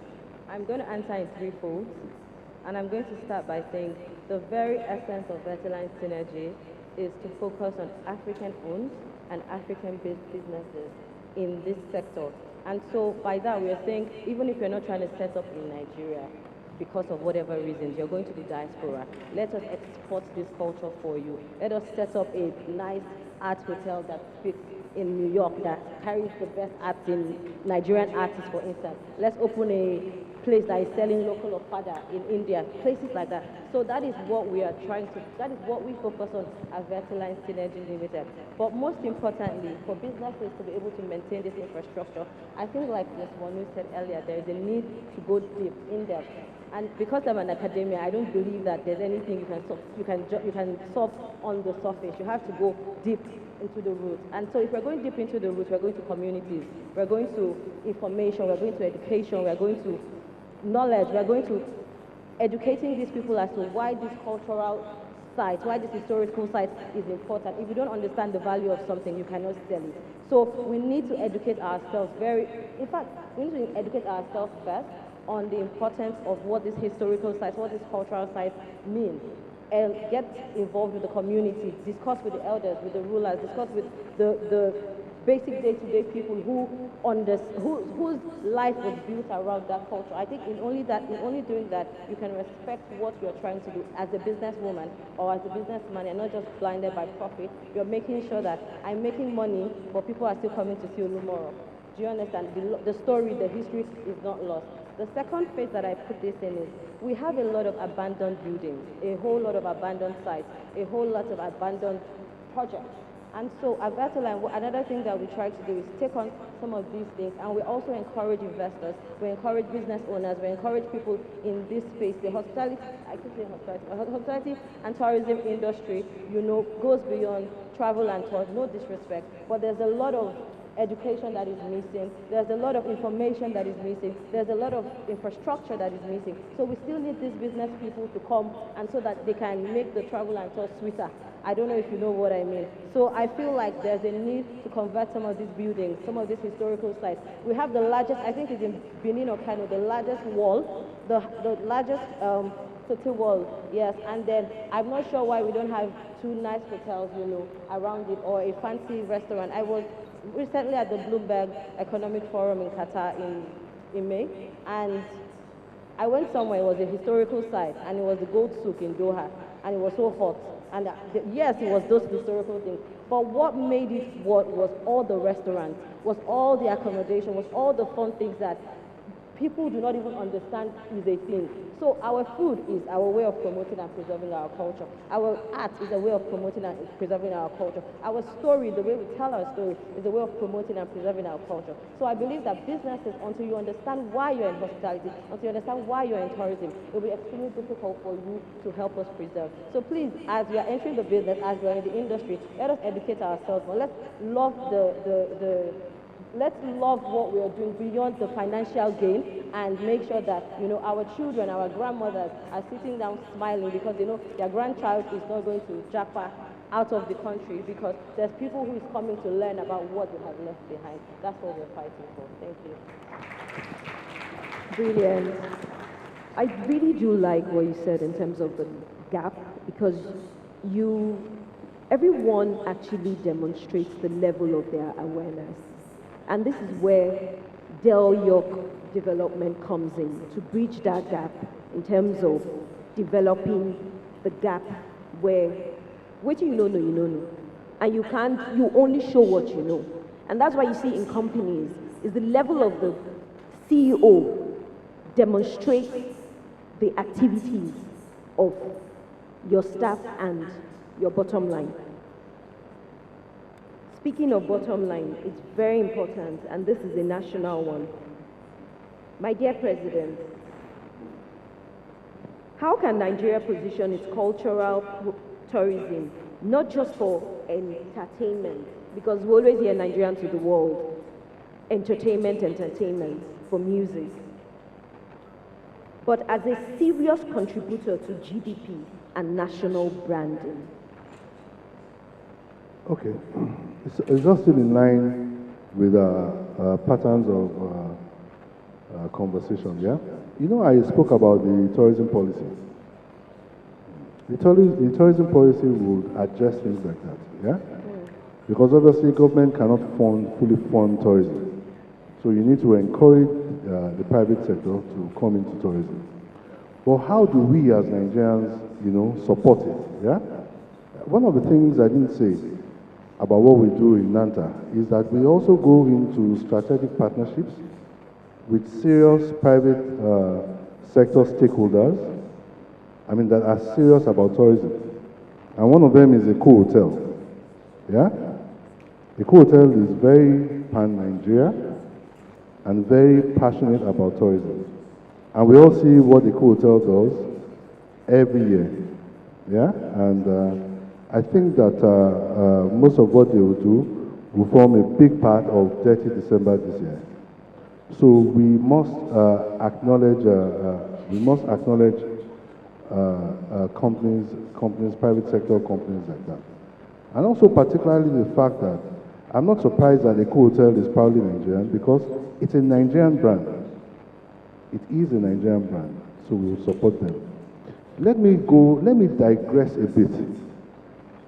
Because Carl already said that we should not present the economic value.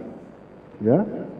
We should embrace tourism as a passion first, right? And he made a reference to the youth. Nigeria has the youngest population in the world. Yeah? The best way to future-proof travel or tourism is to create deliberate good policies for them. So it future-proofs travel. The best way to preserve or to rebrand, because these are things that have to happen before, commerce and everything kick in. The best way to preserve or to rebrand global perception about Nigeria, and it was in one of the questions that you sent, is to tap into the diaspora exchange. And when I say the diaspora exchange, who do I mean? I mean the young diasporans, the Gen Zs, progressing into the millennials. They want to come home, right? They are ready to come home.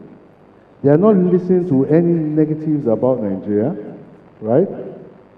And they don't only come home, they come home with their friends, yeah? Out of every two of them, they bring in like two other friends. I think we should tap into that net exchange. I think we should always embrace them. And I think that whenever they come in, that we should receive them as family and make their experience warm. Yeah? I hope I've been able to do some level of justice to. Thank you very much. Thank you. That money is important, GDP is important. That's what makes a country rich or poor or struggling. Oh, me? We have no. For our two speakers online, Ropa Fanzo, our question is, how can diplomatic channels be better used to unlock meaningful partnerships between Nigeria and Zimbabwe tourism? Thank you so much. I'm getting a lot of feedback, so I'll try to discriminate in my response.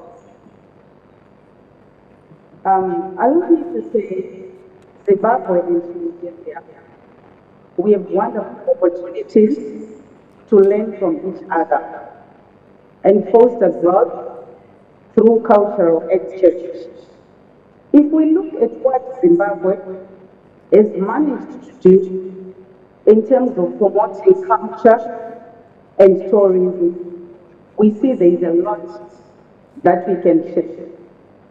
Zimbabwe was the first African country to host UN Tourism, Regional Forum, Gastronomy Tourism, last year, 2024, in July, which was hosted in Victoria Falls. And it attracted 33 countries, policymakers, international organizations, and this was presided over by Your Excellency Dr. Mzilia Mnangagwa, who has been on the forefront in terms of promoting gastronomy tourism in Africa and in Zimbabwe. Traditional cookout competitions have been held in provinces, and Zimbabwe has adopted the leaving no one and no place behind. So using our diplomatic ties, we can have a collaboration in our common interests, which are cultural exchange. You can learn from the experiences from Zimbabwe, and Zimbabwe can also learn from what Nigeria is currently doing. Allow me to say Nollywood has managed to profile Nigeria as a key destination. So we can have an MOU, which would be beneficial for both countries. And this MOU will clearly outline the responsibilities for each country to ensure that these agreements are effectively implemented. Zimbabwe, as we are promoting culture and heritage tourism, is being done at the highest level. You see His Excellency, the President of the Republic of Zimbabwe, spearheading and leading proceedings. At the recently held Osaka Expo, which is ongoing, Zimbabwe conducted a Zimbabwe National Day, which was aimed at promoting culture and heritage tourism, which was also an opportunity for Zimbabwe to promote its rich cultural heritage. So these are some of the lessons, these are some of the activities and initiatives being implemented by Zimbabwe, which we can collaborate with Nigeria. Yes, this is my contribution. Thank you so much. Thank you very much. Thank you. On that note, hoping we can make Nigeria a key destination, this question is for you, Mr. Emmanuel Frempong. Are you there? Okay. Yes, I'm here, yes. Fantastic. How can Nigeria attract more travelers from within Africa, not just from outside the continent? And what are we missing? Well, so Nigeria already is known destination by most Africans, even beyond. But what Nigeria needs to attract more African countries, first of all, we have to deal with issue of visa. I think Africa is at the level where Africans can come to or visit Africa without being asked. Is border restrictions if it's so difficult for Africans to go within Africa. But I think Nigeria has careful. The other thing that Nigeria has, there's a certain perception about Nigeria. And unfortunately, for me, the people that hold that perception well are Nigerians themselves. So how do I, as a Ghanaian, be confident to travel to Nigeria and Nigeria is telling me that, oh, if you are coming to people, not careful, you want to be safe, that. You create a certain perception in my mind. So if it gets me, well, I think Nigerians have that perception. The other thing that we need to do is to run ourselves as a company where we appreciate what we have. And I think there's some of our earlier speakers. You have fantastic cultural art. You have music. Hollywood is an industry that people would like to know. How are we that we have a country? And somebody about your national president policy. The government needs to also be intentional about how you want to promote tourism, because the private sector is interested in, the private sector is not interested in digital infrastructure. So the government has a tourism policy that aligns with what it wants to do to tourism, so that the private sector will be able to take advantage of what the government has done, and also the last thing about, there's a lot. I'll share my slide with the organizers. You can get it. The last thing that I want is creating influencers. I'm excited that Ella is back. She is one of the best ambassadors that Nigeria and Eastern Africa. Fantastic knowledge. Has so much expertise that we can leverage to simply support Nigeria. I don't know if she's really a tourism ambassador. I think the Ministry of Tourism in Nigeria can look at such initiatives to use them as to move from one country to another to promote Nigeria so that the better Nigeria. You have so much, so little said about what Rather, the perception is being what is being most of it. Thank you. Thank you very much. We're summarizing. We'll take just one more question from the audience. But before we do that, what policy changes or private sector incentive would you like to see a better support sustainable and cultural tourism growth in Nigeria? Mr. Sharafa. Thank you. Once again, thanks to Business Day. That should have been my opening remark. Thank you for, to Business Day for making this possible. Yeah. The major policy change that I will point out is infrastructure development from government. It's very critical. If you have a heritage site, a cultural heritage site in Nigeria that you can't access, there's no way you can sell that cultural site. There's no way you can, project that to the world. So accessibility is very important. And I was talking to my co-panelists that safety is not a major problem in Nigeria now. But we have created a perception that Nigeria is not a safe space.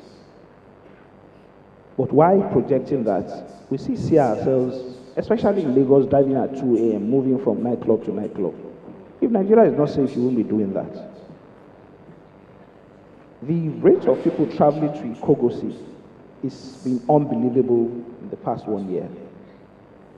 We have people from the United Kingdom, people from Canada coming to Ikogosi. If Nigeria is not safe, diasporans will not come. International tourists would not come to Nigeria. If somebody from the UK comes to Nigeria, flew to Abuja, flew from Abuja to Akure, by public transport from Akure to Ikogosi, a family of 12, through public transport, why can't we, as custodians of this heritage site, as Nigerians, project Nigeria in a positive manner? So, one, accessibility. Two, perception, reorientation of us, Nigerians, as citizens, to project Nigeria in a positive way. Carl is doing a better job than most of us in Nigeria, most of us in this room. He's doing a better job, projecting Nigeria. I am a passionate Nigerian. I'm passionate about the competence of Nigerians in building Nigerian hospitality space. I'm passionate about the impact and the employment capacity of this industry. The transformation in Ikogosi there was no experts involved. It was truly a Nigerian effort. All our artisans,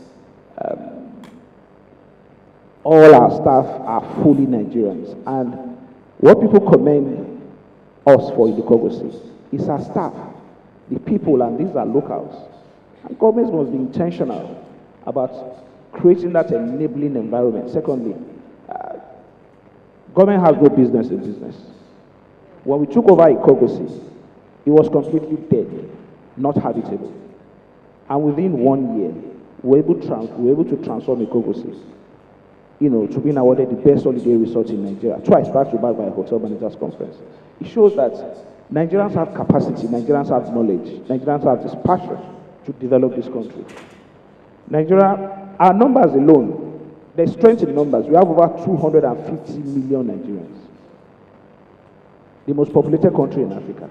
Everybody wants to key in now because this government is a serious government. Let's think deeply about the opportunity, about the possibility we have in this country. Our music, our culture. When you dress as a full Nigerian with your agbada, you are respected. No disrespect to people putting on suits, that's their culture. Let's project our culture. Let's project positivity in Nigeria. It is important that every one of us do this. When we post on social media, let's post the positive things about our country. You have a Bodokatu Ranch, you have a Kogosi Onsen Resort, you have Anita Waterfalls, there is a tie and dye location in Kano State that, you have old women that have been doing the same process for over 500 years. They are still there. And when you hear about the heritage assets we have in this country, you marvel. Why are we not projecting this? A UN ambassador came to Ikogosi, and tears were rolling down her eyes that you have this in Nigeria, and I never heard about it. And I assure you, we have this in every state of the Federal Republic of Nigeria. Nigeria is the best place. I had the opportunity to Japa. I never did, and I don't believe I can live anywhere else outside Nigeria. Thank you. Thank you very much for this. Thank you. It is very encouraging. We're going to jump back from this stage now because our time is over.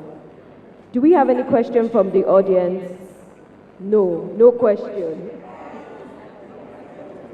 No time because we need to jump back off the stage.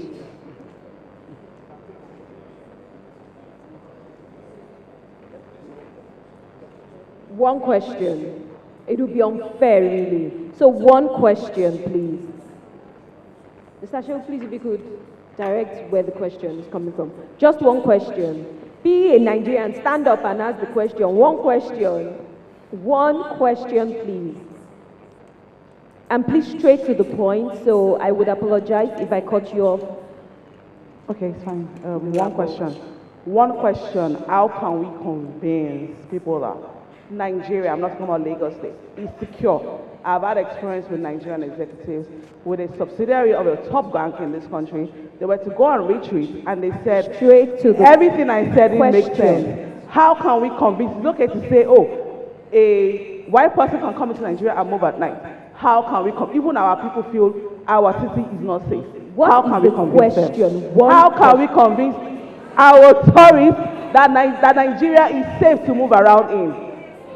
Thank you. Insecurity.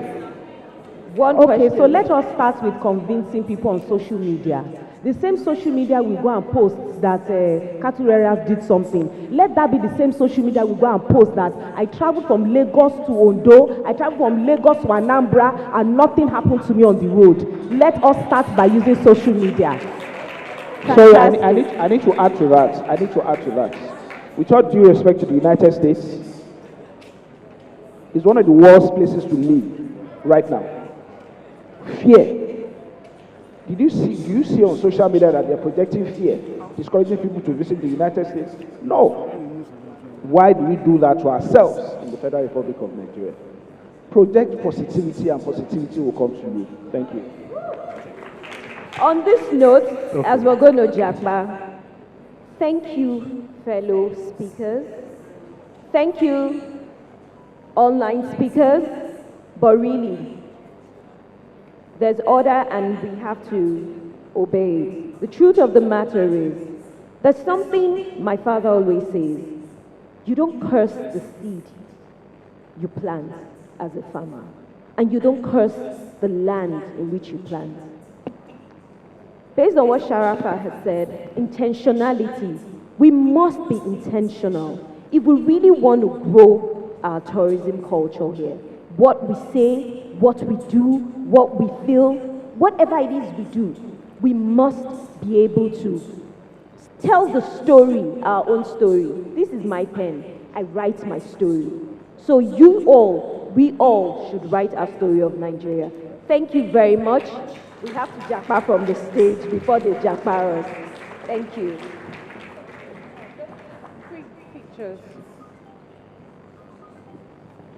We'd also like to acknowledge our online audience who have been participating in this conversation.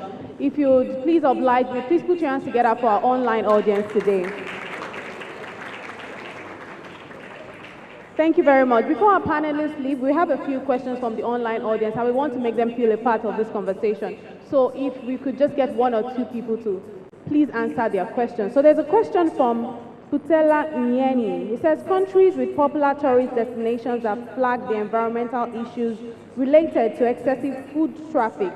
Is applying a cap on tourist members even during peak season a reasonable approach? Please, if you don't mind. Did anyone get that question? I don't know. Any takers?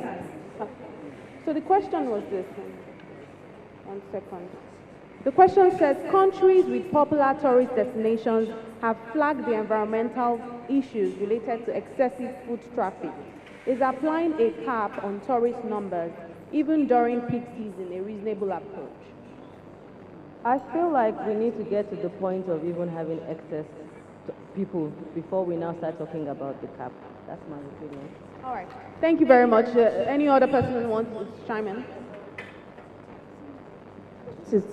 This is currently happening in Spain, in Barcelona, and I think that what they need to do is they need to find a way to redirect tourists to places tourists can go, and they need to reform their hospitality sector. So one issue that they have right now is that Airbnbs or houses that the locals rent have now become very expensive because of over-tourism. So they need to regulate the housing sector so that more people, tourists can still come and the locals can still afford to live in their city.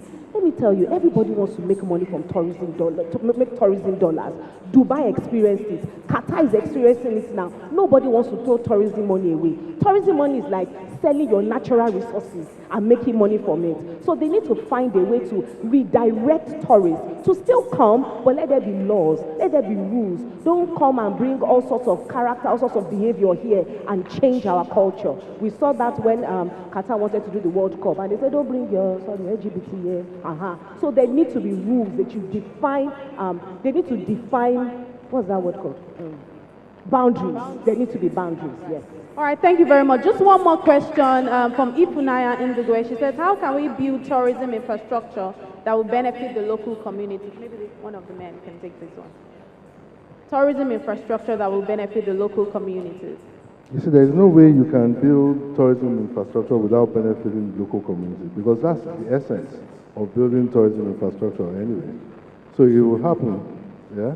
And the best way it will happen, like I always say, is that we shouldn't expect government to go and build. What we expect from government is incentives, yeah, for the private sector to build. And there are some things that, tourism policies all over the world, address, They give incentives, they give tax holidays and all of that. So we're expecting things like that to come out of our tourism policy. Yeah, and we expect a very good one. All right, thank you very Let much. me add to that. Another thing that we can do is make the locals the custodian of the tourism assets.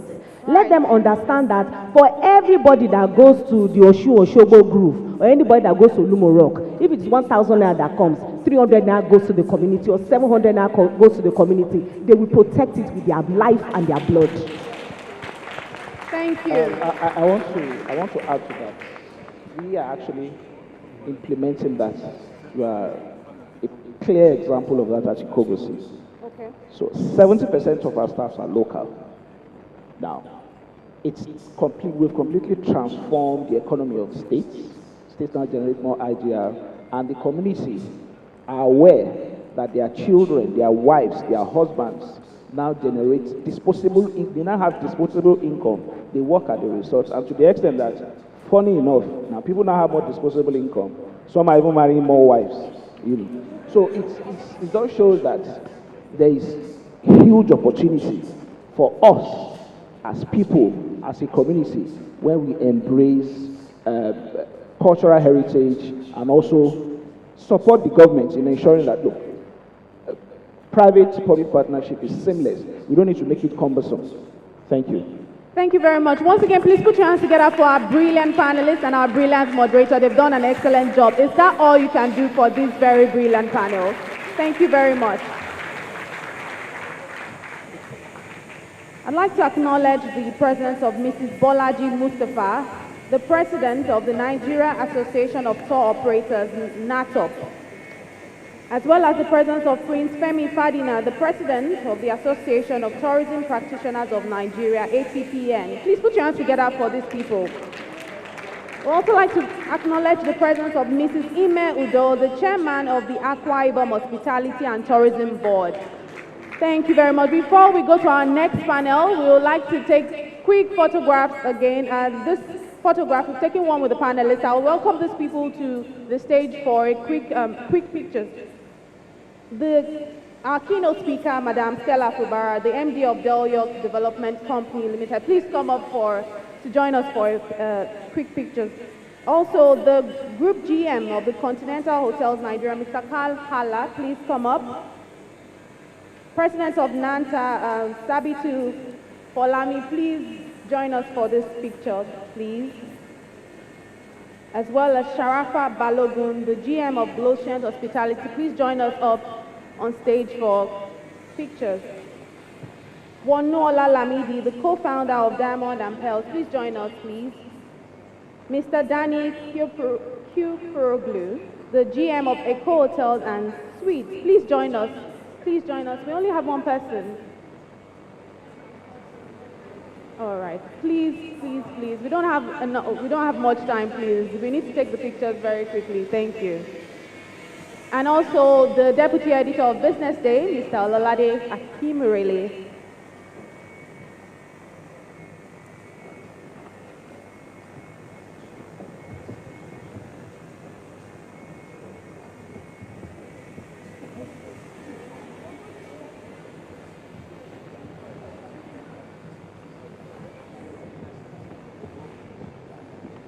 Also welcome the Chief Sales and Marketing Officer at BusinessDay, Mrs. Ijoma Ode. Please join us for this photograph, please.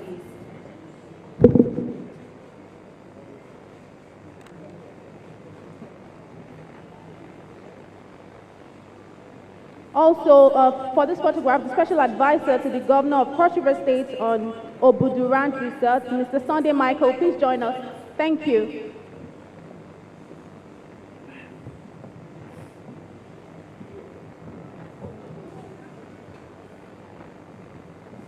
For balance. No. Okay. So someone will need to balance it out? Yes.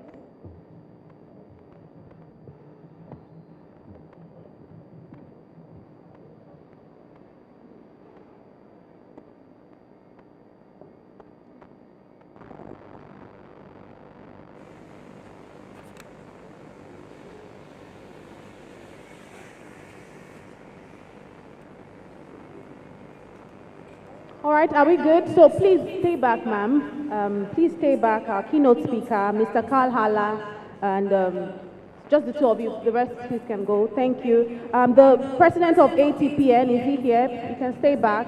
The president of NATOP, please join us for photographs. Mrs. Ime Udo, please join us as well. The chairman of Akwa Ibom Hospitality and Tourism Board, please join us. The GM of Glotions, Sharafa Balogun, please join us. Co-founder of Diamond and Pearls, Wonuola Lamidi, please join us. Mr. Danny Kuproglu, the GM of Eco Hotel, please join us. Mr. Lolade Akimirele, please join us as well.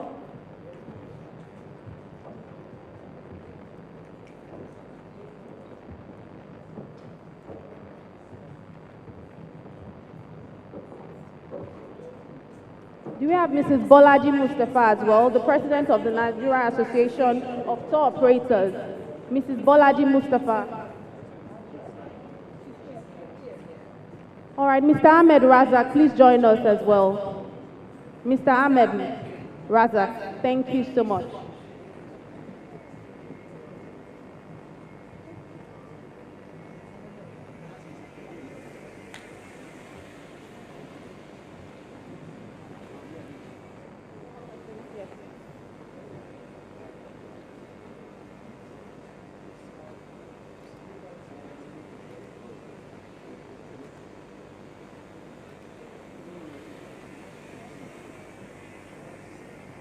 All right, thank you very much. And now as we proceed, we'll be going to another presentation by the GM of Eco Hotels and Suites, one of our sponsors. His name is Mr. Danny Kuproglu. Please make him welcome as he comes up for his presentation.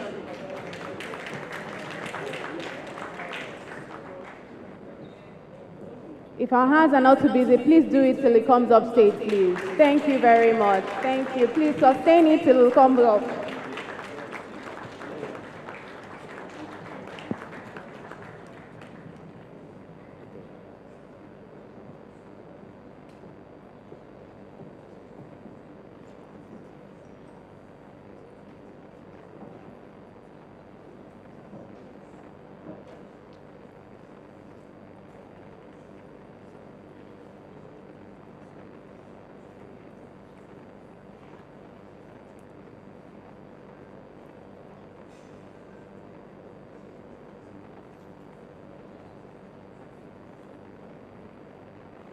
Ladies and gentlemen, good afternoon.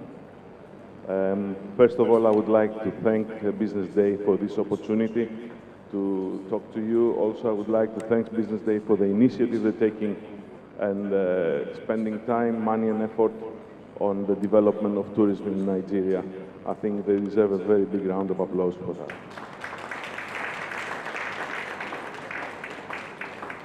As I entered this room, I had a sneaky feeling that I came about 2 hours late. And all the profound things that I had prepared to tell you, for you to ponder on, they have already been said. So you have to bear with me. If you hear things that you heard before in this meeting and in this event, please forgive me. I'll try to make it as personal as possible, but yes. So it's a real pleasure to be here with all of you today, colleagues, professionals, business people, thinkers, and believers in the promise of our great nation. I'm here not just as a hotelier or as a manager of a five-star property, but as a passionate advocate for a sector I believe holds the key to Nigeria's true transformation, and that sector is hospitality and tourism. As someone who has spent over 2 decades in hospitality in Nigeria and currently leads one of Nigeria's largest and most dynamic five-star hotels, I've seen firsthand both the potential and the pain points of the tourism ecosystem. Let me begin with something deeply personal, I think others have mentioned that we do not appreciate and we do not understand the hospitality story in Nigeria until we see somebody who comes from outside Nigeria experiencing it and gets into tears because of the experience they had. So I've seen people, coming late at night, I've seen weddings, I've seen big events that we have and things like that, and I've realized something very powerful, that hospitality is how Nigeria tells its story, and tourism is how we invite the world into our spirit. Today, the theme of the conference is that people, culture, and infrastructure, the 3 pillars of building an inclusive tourism model for Nigeria's growth. But more than that, we explore the soul of a country waiting to be seen.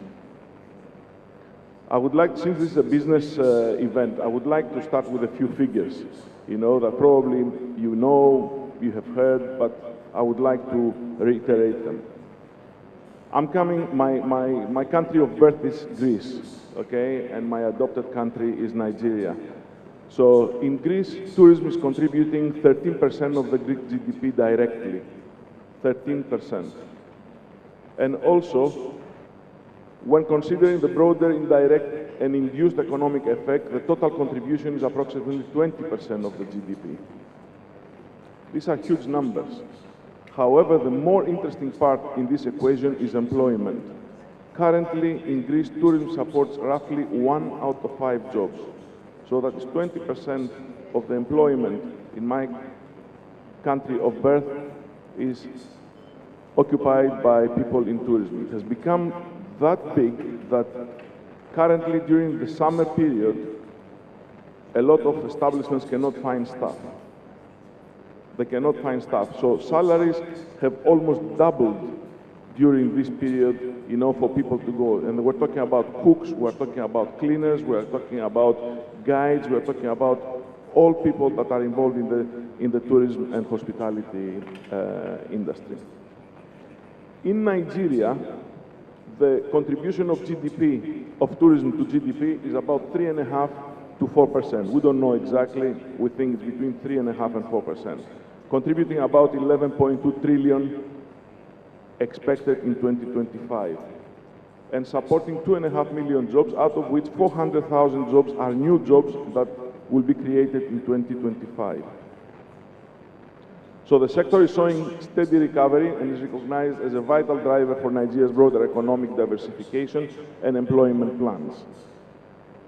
Comparing to pre-COVID, we still have not reached the amounts and the numbers of visitors that we had pre-COVID. However, we're getting there. So imagine a similar impact that we have in Greece, in Nigeria, where in every five jobs was coming from tourism. What kind of figures we're going to talk about? And imagine if from 3.5% to 4%, we're going to increase that as a percentage of the GDP to up to 20%. The massive potential is beyond belief, and I think only someone who is blind cannot see that. So if we are to go back to the three pillars of our discussion today, the interesting part is that for a knowledgeable and discerning audience like this in front of me, I don't have much profound elements to add from what you already know, okay? But as I said, you will hear me again. So people are the soul of any hospitality industry. They are not just staff, you know, they are the ambassadors, they are brand ambassadors, they are the storytellers, they are the culture bearers. They are ones who serve the guests, and they are ones who the guests see in front of them at all times. I want to give you a personal experience. Whenever I travel and whenever I go on a vacation, eventually what you remember at the end of it is probably, yes, a few animals that you saw in a safari, but you always have the picture of a person that did something for you, and you experienced it, and you enjoyed it, and you remember that person for a long time. I remember when we were talking about Zimbabwe earlier. I remember when I went to Zimbabwe, a guy that took us for a fishing trip. He was such a nice guy. He was such a relaxed person, you know. 6 years later, I still remember this person, you know. So always there's something like that. The taxi driver that will take you somewhere and he will not try to cheat you. The taxi driver that will give you information, he will tell you stories. You know, these are the people that are making all the difference. In Nigeria, everybody said that our people is our greatest asset. But for this to translate into a tourism revolution, we must invest in them, in their training, their growth, and their well-being. We need people with creativity to design unforgettable experiences. We need people with curiosity to learn, adapt, and innovate. We need people with compassion to serve from the heart. We need people with courage to challenge old models and dream bigger. We need people with grit and determination to keep going even when the industry stumbles. In Nigeria, we have a small issue with our people because when they think of jobs that have to do with tourism and hospitality, they think something that has to do with servitude. And they tend to look down on these jobs. It's about time for us to change the narrative, even within ourselves, and start realizing that serving is actually a very empowering thing. And it's not something that takes you down, but it's something that takes you up, because you are in control, you are in charge, you are the one who controls the experience of the person in front of you. When I was growing up, and I decided that I wanted to go down the hospitality route, it was something that excited me when I became a waiter for the first time, and I realized how you can control the experience of the person that is eating, how you can make that a fantastic experience, and how this experience can be something that is really, really rubbish. And then I realized for the first time that I am in control, I am empowered, and that is what we have to pass. This is the message that needs to be passed on. And it's not like, okay, you did not succeed to become a doctor, you did not succeed to become a lawyer, you did not succeed to become an engineer. What is further down? We keep on going down until we reach hospitality. No, that's not the case. Hospitality and tourism are very empowering industries, and they are industries that can have a significant impact in the lives of people that are coming in touch with us. So, as I was saying, the hotels that we build, the experiences we design, the guests we serve, they are all part of reshaping the global image of this continent and in general, and in this nation in particular. So if we want to change the picture that people have about Nigeria and get away from the idea of the scam prince, of the 419, of all this nonsense, we have to bring people into us, okay, and at the same time show them something that they cannot believe, and then they become themselves ambassadors when they go out. I want to give you a practical example. When my church, I'm going to House on the Rock, started the Experience concert 20 years ago, I will never forget how American gospel musicians did not want to come to Nigeria for nothing. They did not want to come here. It was serious convincing, it took serious convincing and serious effort for them to decide to come here. But each and every one of them who came became ambassadors, and they repeat visitors that they experienced the warmth of Nigeria and her tender embrace. So we see now themselves convincing others to come. And this is the trend. And now you have people calling and say, okay, I want to come to be part of this event. And more or less, this is what is happening on something that I'm going to talk a little bit later. What is happening with Dirty December is the word of mouth. People going out and talking about this Dirty December that we all know, and people want to come and experience it. I believe, and I say that not lightly, that Nigeria's greatest export in the 21st century will not be oil or minerals, it will be hospitality with soul. The second part we discussed is culture and the story that we must tell. Culture is our gold mine. Think of what makes Nigeria unique. Our languages. They talk about 2,000 languages. Our food, our fashion, our music, our festivals. When visitors travel, they don't just come to Africa for beaches or safaris. They come to feel something real. And with all my due respect, and my very good friend is here, this is what Dubai, for example, is lacking. There's no spirit. There's no spirit. Whenever I go to Dubai, I have a picture in my mind, which is, I see like a $100 bill flying in the air and millions of people running after it. And when they manage to catch it, somebody is ready to take it from them. So it doesn't even last long, this whole experience. But what we have here is real, okay? And we have to start conveying that and communicating it and also give it to others. I spoke to you about Greece. So Greece offers mythology and island charm. That's all we offer. Yeah? Spain delivers flamenco, tapas, and passion. Now they cannot even accommodate the guests that want to go there and enjoy themselves. Egypt sells its history, the pyramids, the pharaohs. South Africa has wildlife and vibrant culture. They have packaged their identity into unforgettable experiences. I keep on repeating this word, the word experience, the word feelings. This is what the tourist, this is what the person that is going somewhere wants to feel. Otherwise, you can go to the internet and see pictures of elephants. You can see pictures of giraffes. You can see pictures of the Acropolis. You can see pictures of Barcelona. But no, you want to go and feel what are these people having there. So the tourists come to feel and experience something unique, something that is not available where they come from. In Nigeria, we have 1,000 stories to tell, but we haven't told them well enough. We need to curate cultural tourism in a way that is respectful, exciting, and immersive. Religious tourism. I want to talk about religious tourism, in Saudi Arabia. It contributes 7% to the national GDP. And if we exclude oil, it contributes 20% of the national GDP. That is religious tourism. That is people going to Mecca, to Medina, going for Umrah, going for all these things. So that means 20%, 1/5 of the whole economy of a nation depends on one tourism that is religious tourism. So these figures illustrate the central role that religious tourism plays in Saudi Arabia, and they even have put it as their vision, they call it Vision 2030. It's part of it.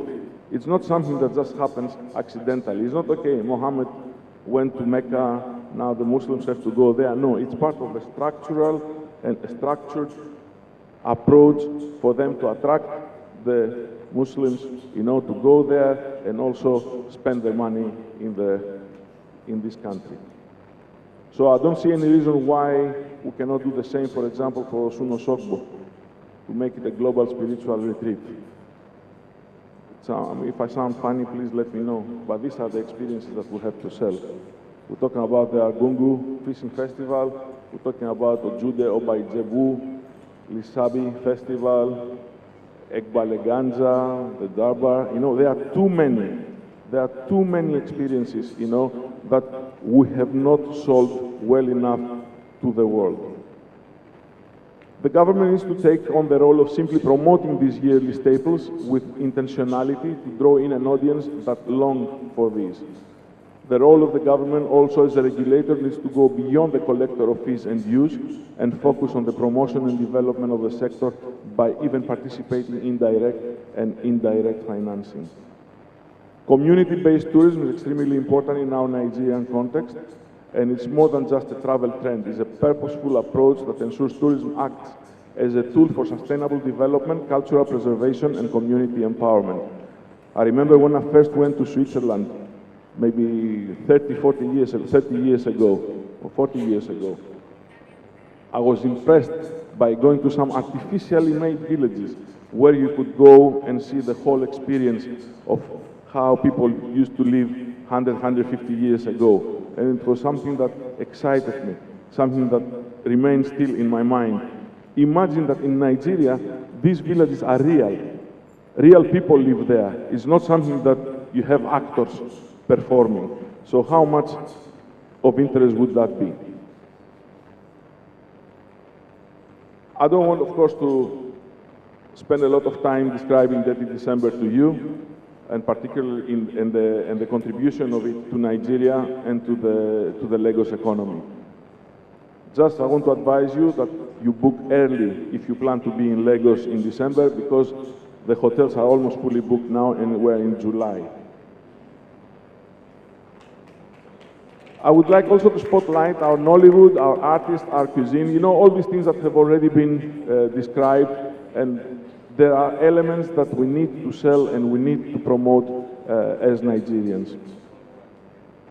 It would be impossible for me to be given the opportunity to stand in front of you and not tell you a little bit of the story of Eco Hotel and Suites' contribution to the development of the sector in Nigeria. I'm really thankful to the President of NANTA for his kind words and his commendation for Eco Hotel. We appreciate that. It takes courage and it takes serious commitments, both financially and mentally, to develop infrastructure and content that will attract returns on investment. The development of additional hotel buildings, the development of the convention center, and of course the curation of events like our tropical Christmas Wonderland have contributed massively in reshaping the hospitality scene and act as an encouragement to others to emulate and follow in the same vein. But it's not for the faint-hearted, and it's not without sacrifice and dedication. We are now more than just a hotel, and this vision is what drives us forward and shows others the path to follow. Nigerians also have to be the brand ambassadors for driving this revolutionary growth in the industry. Let us stop hiding our soul behind bureaucracy and bring it into the spotlight. In regards to infrastructure, the infrastructure is the bridge to possibility. We can say whatever we want. If the infrastructure is not there, we're not going to get too far. So no matter how vibrant our people or culture, tourists won't come if the roads are broken. As one of the panelists said previously, you might have the best heritage site. If you don't have a road to reach it, it's as good as useless. If the roads are broken, the airports are chaotic, or the hotels lack consistency. Infrastructure isn't just physical, it's also digital, environmental, and operational. In Greece, cruise ports and ferry lines are optimized. Spain's high-speed trains connect every region. Egypt has massive investments in museum networks. The Cairo Museum that was opened a couple of years ago, it cost Egypt over $1 billion. Do you hear the amount? $1 billion. I don't think we have ever spent in this country anything close to that to promote our tourism. South Africa's airports, highways, and security systems are geared towards tourism flow. What about us? It's time to see tourism not as a luxury, but as a core industry. It's time to build reliable intercity connections, streamline visa and arrival processes, promote sustainable building practices in hotels, use technology to promote bookings, guides, and translation services. Inclusive infrastructure also means accessibility, tourism that embraces women, people with disabilities, and rural communities. Growth that includes all and benefits all. I think it was discussed during the panel as well, the inclusion of all and the benefit to all. So what can we do right now? We need to support skills development. That's the first thing. Hospitality schools, mentorships, apprenticeships, these are all very, very important. And of course, the change of mentality that people have towards these two industries, tourism and hospitality. Encourage local enterprise, handicrafts, tour operators, storytellers, anything that has to do with the local development of content. Promote regional cooperation. Tourism does not end at the borders, so we can create West Africa travel circuits and also further African travel circuits. Invite the world with intention. Nigeria must learn how to sell itself well. We don't know how to sell ourselves well. You know, we are very good in dragging ourselves down and promoting the negativity that there is in the country, but we forget to promote what is positive and what is good about our country. So this is a mentality, this is a change of mind. This is what Apostle Paul said, the renovation of the mind. At this stage, and particularly when talking about infrastructure, my role is not to condemn or criticize, as this is easy. My role is to encourage, contribute, and preach from every mountaintop the immense possibility of the industry, as you, Business Day, are doing so eloquently and powerfully with this conference. I would particularly like to have an appeal to the young people, the younger generation.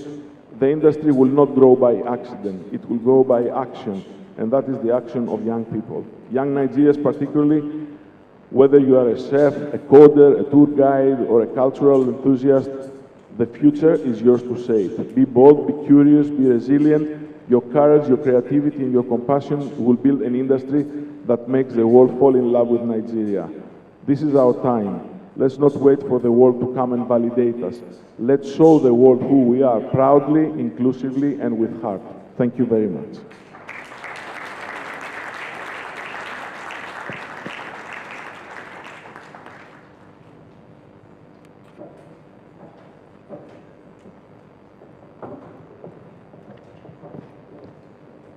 Once again, please put your hands together for Mr. Danny Kufuroglu for that very thought out presentation. And now the welcome for another presentation, the Special Advisor to the Governor of Cross River State on Obudu Ranch Resort, Mr. Sunday Michael, for another presentation. Please put your hands together for him as he comes up.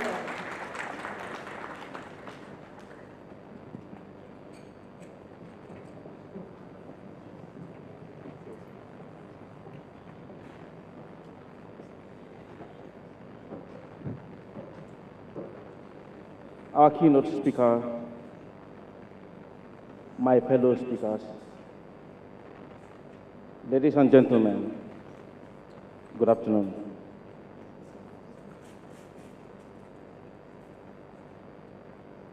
Do I have my slides? Okay. On behalf of the government of Cross River State, headed by His Excellency Senator Basi Otu, I want to thank the organizers of this conference. For us, this conference is a welcome development hashed in the very right direction. And I stand before you to present the experience of Obudu Cattle Ranch on the people, culture, and infrastructure, building inclusive tourism model for Nigerian goods. First, we want to look at the history of Obudu Ranch Resort itself. The second slide.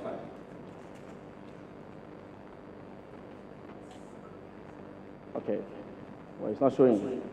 Now, Obudu Cattle Ranch was discovered in 1949 by Mr. McLaughlin.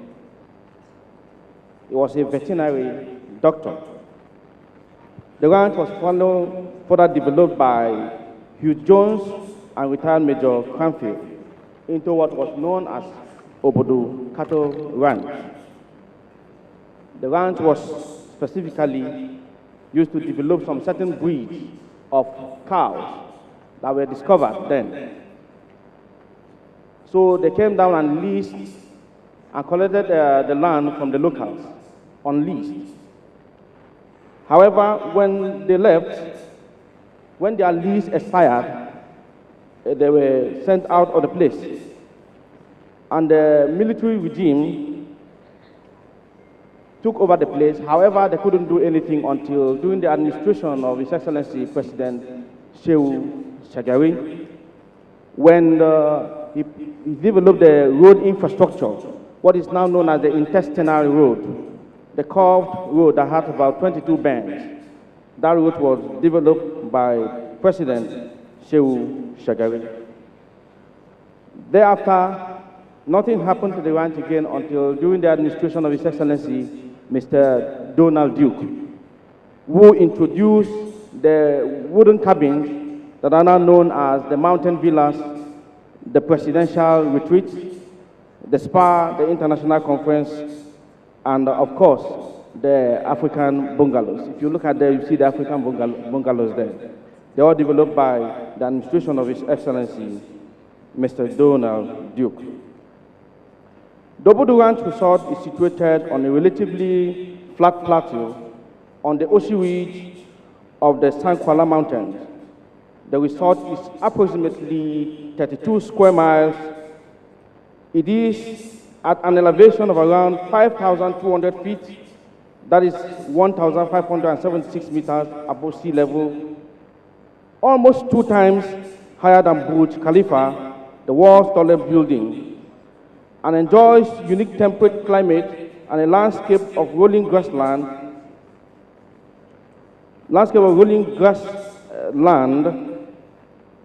and mountain forest with a temperature of between 26 degrees Celsius and 32 degrees Celsius.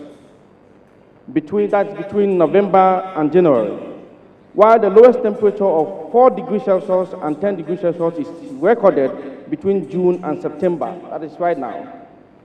For you to visit the ranch now, you have to dress the same way you go to Europe.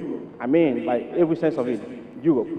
You must be with your gloves, you must be with your stockings, and you must be with your very heavy clothing to visit the ranch now.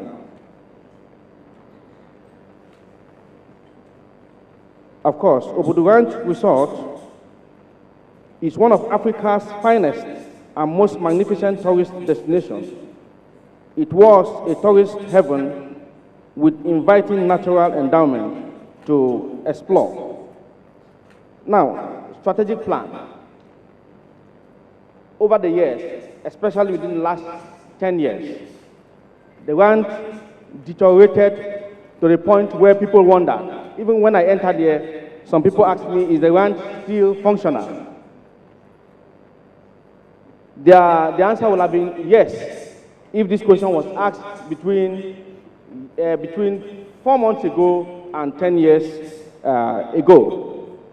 However, upon the assumption of His Excellency, the Governor of Cross River State, Senator Basio II, he took tourism as one of his focal points of his administration. And he made up his mind that the administration will revitalize some infrastructure. Key among them is the Obodo Ranch Resort. To achieve this, we discovered some great deficits that have made the ranch over the years to run aground. I'm happy that one of the people that have managed the resort before is also here. We discovered the problem of power. Power was one of the biggest problems. So to solve that problem, we decided to invest on power. As I speak with you now, an agreement has been signed with UNIDO, and of course, a counterpart funding of about 5 billion naira have been entered into. That at the point Ifogosi was dead, and somebody picked it up and revitalized it. So for me, it became a challenge to me, and we swung into action. The first was to send unserious people out of the ranch. The ranch has over the years been concession to people who are not deliberate, who are not intentional about the development of the ranch. And for us, the first step is to step on those political toes that people are afraid of stepping into. And somehow, it worked. And we took over the ranch. Right now, the ranch boasts of 16 hours electricity supply, drawn from our 1,000 kVA, 750 to 750 kVA generating plant. However, you know that that is not sustainable. To consistently burning generator, burning diesel is something not sustainable. Another intentional part in our strategic plan was to develop events and festivals for the Obudu Ranch Resort. And it's on that note that you are aware that His Excellency, the former governor of Cross River State, Mr. Donald Duke, introduced the mountain race.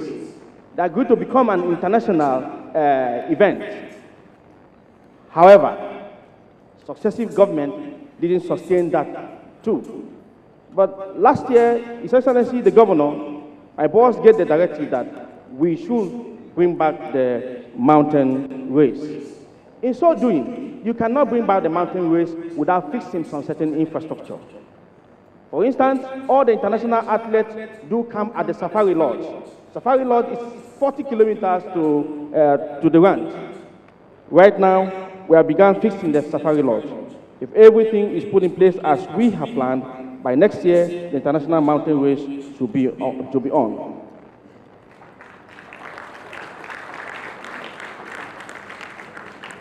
Of course, please take us to the first slide. Of course, in being deliberate, the first slide, the first one. There's a first slide before this. No. Okay, maybe you didn't have that. All right. That first slide has the mountain villas. If you check your program, you see the picture you see there is a picture of the mountain villas. Okay, that is it. This is the current state of the mountain villa. This is how we've been able to transform the place. These mountain villas are to be redesigned. And last week again, the government of Cross River State completed the redesign of both the mountain villas, the lower ranch, the African bungalows that you're seeing there, and of course the presidential retreats that have hosted about 12 presidents in Africa. Now, contribution to cultural preservation. One of the things we put in place is to host cultural festivals showcasing local dances, music, and the traditions of the Bechebe people, the Obudu and Boki communities, and of course, local artisans. This is where Mr. Sharafa also mentioned how the locals contribute about 70% of the workforce of the Ikogosi. Same thing, developing an economy that make people not to want to leave the place. That's the same thing we're experiencing there. We have people from the ranch who have trained themselves from first year in the university to PhD level without traveling anywhere. They generate their economy from the proceeds of the ranch. And of course, it is instructive to know that just last month we hosted about 49 generals, serving generals of the Nigerian armed forces who came for a 5-day retreat. Their experience was wow, and that even took us into something else. We are yet developing luxury villas. Some people want to experience that Africanness, that natural beauty. We hosted some of them in the mountain villas that are supposed to be luxurious. while some others in the African bungalows. Later, more than 20% of those generals will request that we relocate them to the African hut. That's to tell you that in being intentional, it means that we should also develop something that is indigenous to us, not all the time westernizing what should actually be indigenous. Of course, we're talking about storytelling and history.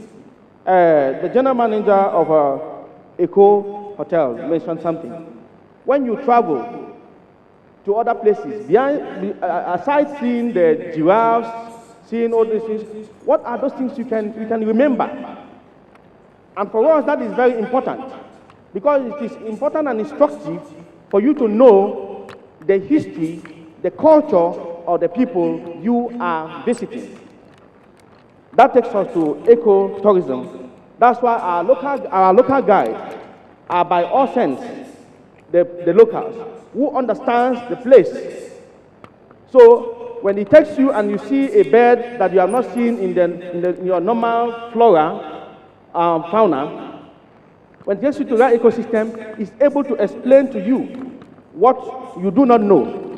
Now, there's no amount of training you give to an outsider that will make you to understand how that place, how the flora and fauna of that place is outside the people, the locals.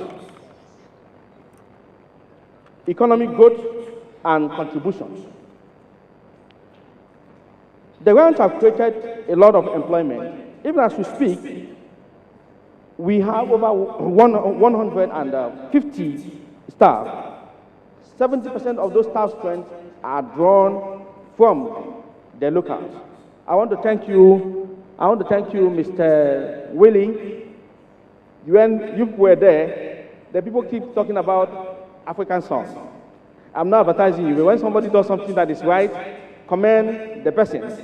And I'm sure the policies then might have sent you out of the place. However, what you did is still resonating there. Thank you very much.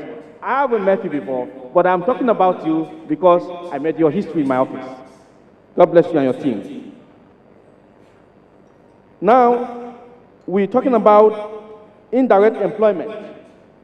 The government, last year when we were putting up budget, we decided to include a budget about 200 million naira.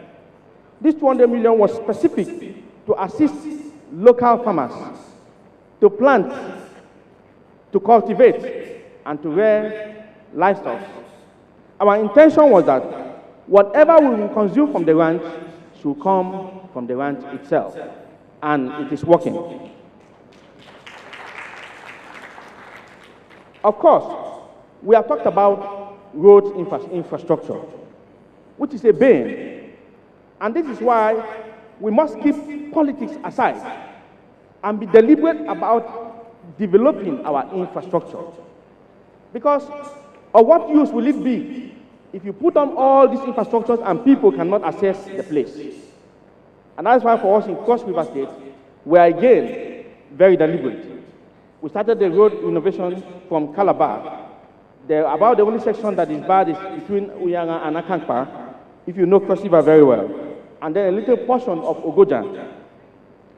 We have also awarded contracts to develop the road from Bekwara down to the ranch.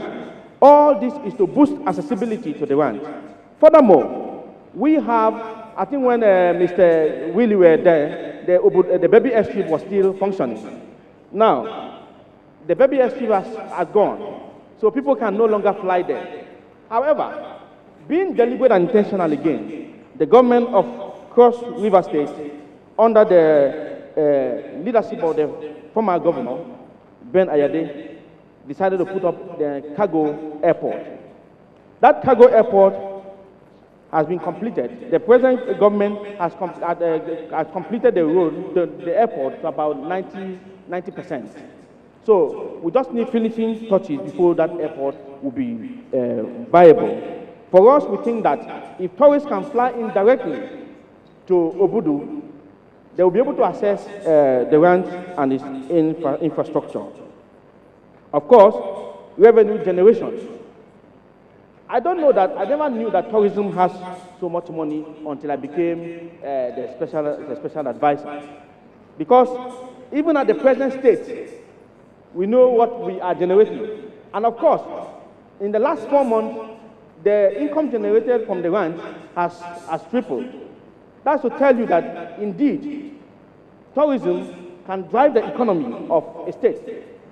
We sat down together with my team and we calculated if we put the ranch in its full use and discovered that we can generate up to between 1.2 billion to 1.5 billion in accommodation alone. And of course, accommodation contributes just 40% of the total earning or the total income generation of the ranch. This to tell you how important tourism can be. Further, the current facilities at the Obudu Ranch Resort, we have, of course, the longest cable car. Thank you. Okay. Of course, we have the cable car infrastructure. We have the renovated mountain villas. We have the canopy walkway and the international restaurant and the rest. I will skip that because of time.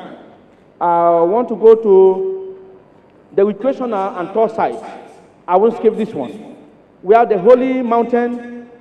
When you go to the Holy Mountain, people have testimonies of going there to pray. For those who want to Jakpa, they pray and the Jakpa walks. For those who want to marry, you know, that is what that mountain does for you. Of course, we have the Grotto Mini Fall, the Katara Waterfall, the Angelic Viewpoint, the Gaga Waterfall, Afundo Waterfall, the Aeroplane View, the Cameroon Border View, the Monkey View, and other infrastructures that are recreational sites. Of course, we talked about increasing funding, future outlook. We talked about increasing funding. The government of Cross River State, I just told you, announced approved 18 billion naira for tourism infrastructure. About 7 billion of that, half of that money is going to the ranch. Of course, strengthening partnerships.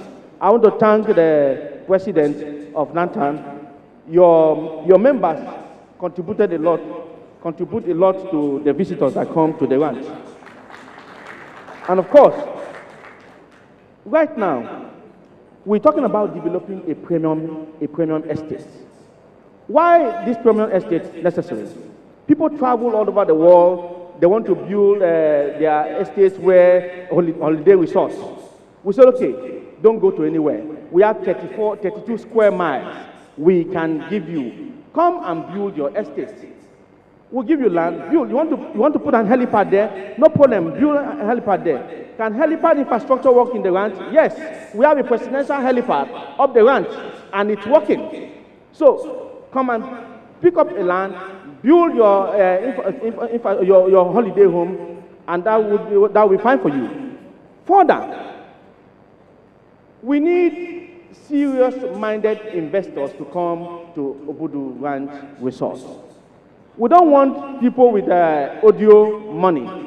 If you are interested, come. If you are interested, come. You want to build clubs? Come. You want to build a museum? Come. Whatever infrastructure you want to build, we have what it takes to accommodate you. Thank you, Business Day. God bless you.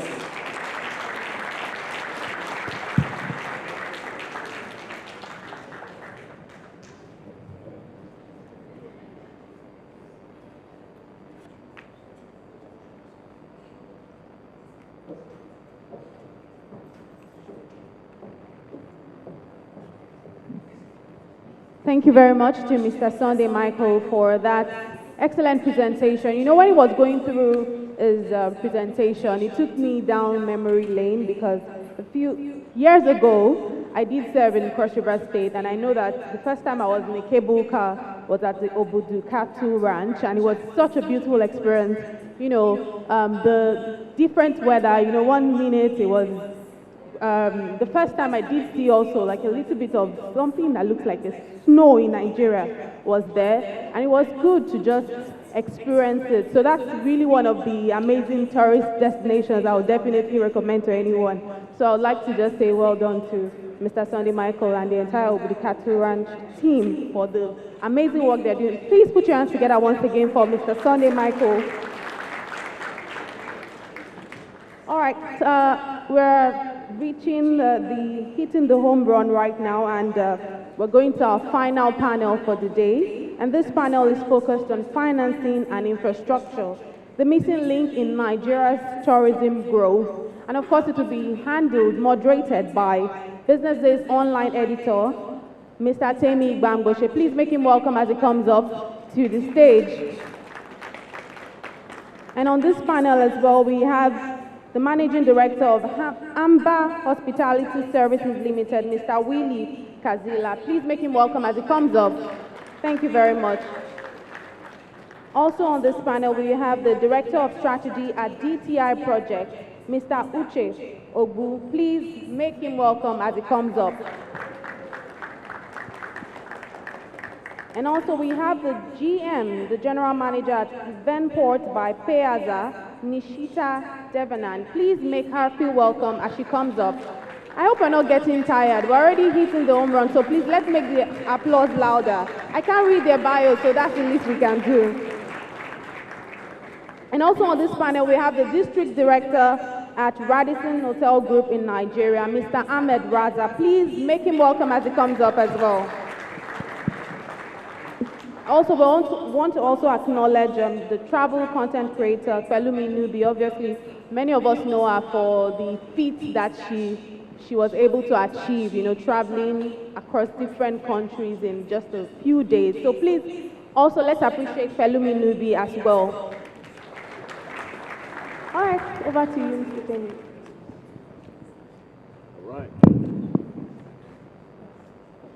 All right.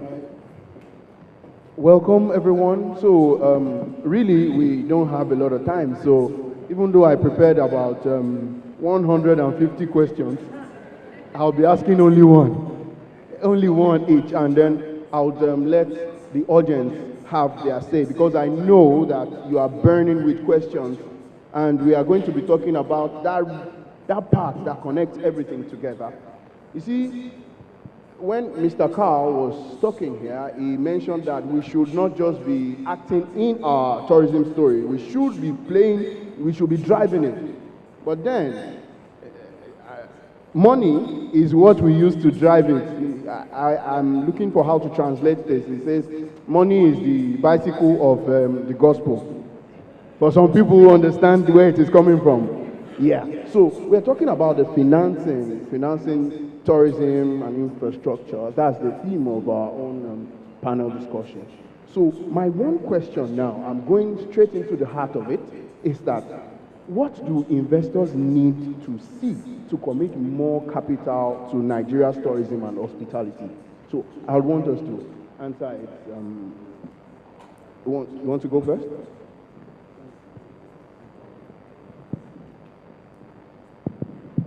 All right, good afternoon, everyone. It's a very interesting question. What really drives us to invest? Obviously, there's nothing more than success that drives us to invest more. Representing the Radisson Hotel Group in Nigeria, I think one of our, why have we been so successful in driving hospitality business and opening almost 7 hotels now in Nigeria, and by the end of 2027, we will have 10 operating hotels with 2,000 functioning rooms in the country. So what really brings confidence is the fact that, there's a brand commitment. There is a commitment to develop local talent within the industry, and obviously create, these environments where local businesses can flourish in terms of, with the whole procurement strategy, how it works, and create demand for these people to, to flourish. So I think that is what is really critical, and that brings in a lot of investor confidence. My second thing is that we don't only operate with one, we have a diverse range of brands when we talk about the Radisson. We have the Blue, we have the Park-In, which is a mid-scale brand, we have the service apartments. So this brings in a lot of diversity, and it targets different audiences in the market. So it also brings in a wide range of, diversity to what we are doing. I think the most important thing again is profitability. And profitability does not come at the cost of ignoring sustainability. And that is where we come in and make sure that, all the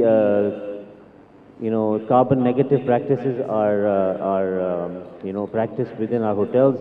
The Radisson Blu Anchorage Hotel, the Radisson Blu Ikeja Hotels was the first hotel in Nigeria to be awarded the Green Key Eco certification, where we are running, a clean environmental hotel. So these are some factors, and obviously, like I just mentioned, that the top line revenues have been so successful in the past 5 years. What drives it is our brand promise, our commitment to the development of local people, and making sure that we have enough revenue streams coming in. Thank you very much. So that is, thank you for adding the Radisson Blu angle to it. So, for who wants to go next? What is that thing that Nigeria needs to do, investors need to see to bring in their money, to bring in capital into tourism in Nigeria? Thank you very much, and I do appreciate the opportunity to sit in this panel. Thank you to Business Day. What investors look at for them to bring money into the country, first of all, they look at the macroeconomic situation in the country, and such things are things that will actually impact on the business itself. What do investors look for? What should government do for them to be able to support investors to bring money into the country? One, the private investors are looking at a country which is safe, like what has been said earlier on by the earlier panel, that people talk about safety, It is important that the perception of Nigeria is changed and is looked as a very, very safe destination, one. Then the second thing is there should be proper and functional infrastructure that supports the business.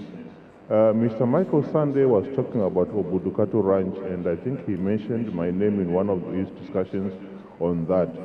What actually made the ranch not to be successful was because the infrastructure was non-existent that would support the business in Obudukato Ranch. What do I mean? You can only fly from Lagos to Calabar. Then at the time when I was in ranch, you have to drive for about more than 7 hours. So which executive is ready to spend 7 or 8 hours on the road going to a resort for a conference that are going to be there for 2 days, then you go another 7 hours traveling back to Calabar, and later on maybe the flight is cancelled or it is delayed. Therefore, the road was too bad. It's a distance of 320 kilometers. We should take you about 2.5 hours, but it was taking you like 7 or 8 hours going to that area. By the time you reach Obudukato Ranch, even I don't think your vehicle will need the repairs to actually put it back into condition. That's the first thing. The second thing is, if you manage to get into that particular resort, wherever the government wants to promote, it is important that you are connected to the outside world.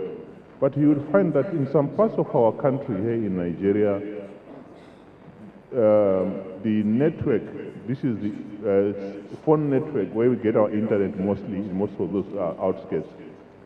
They are not yet on 5G.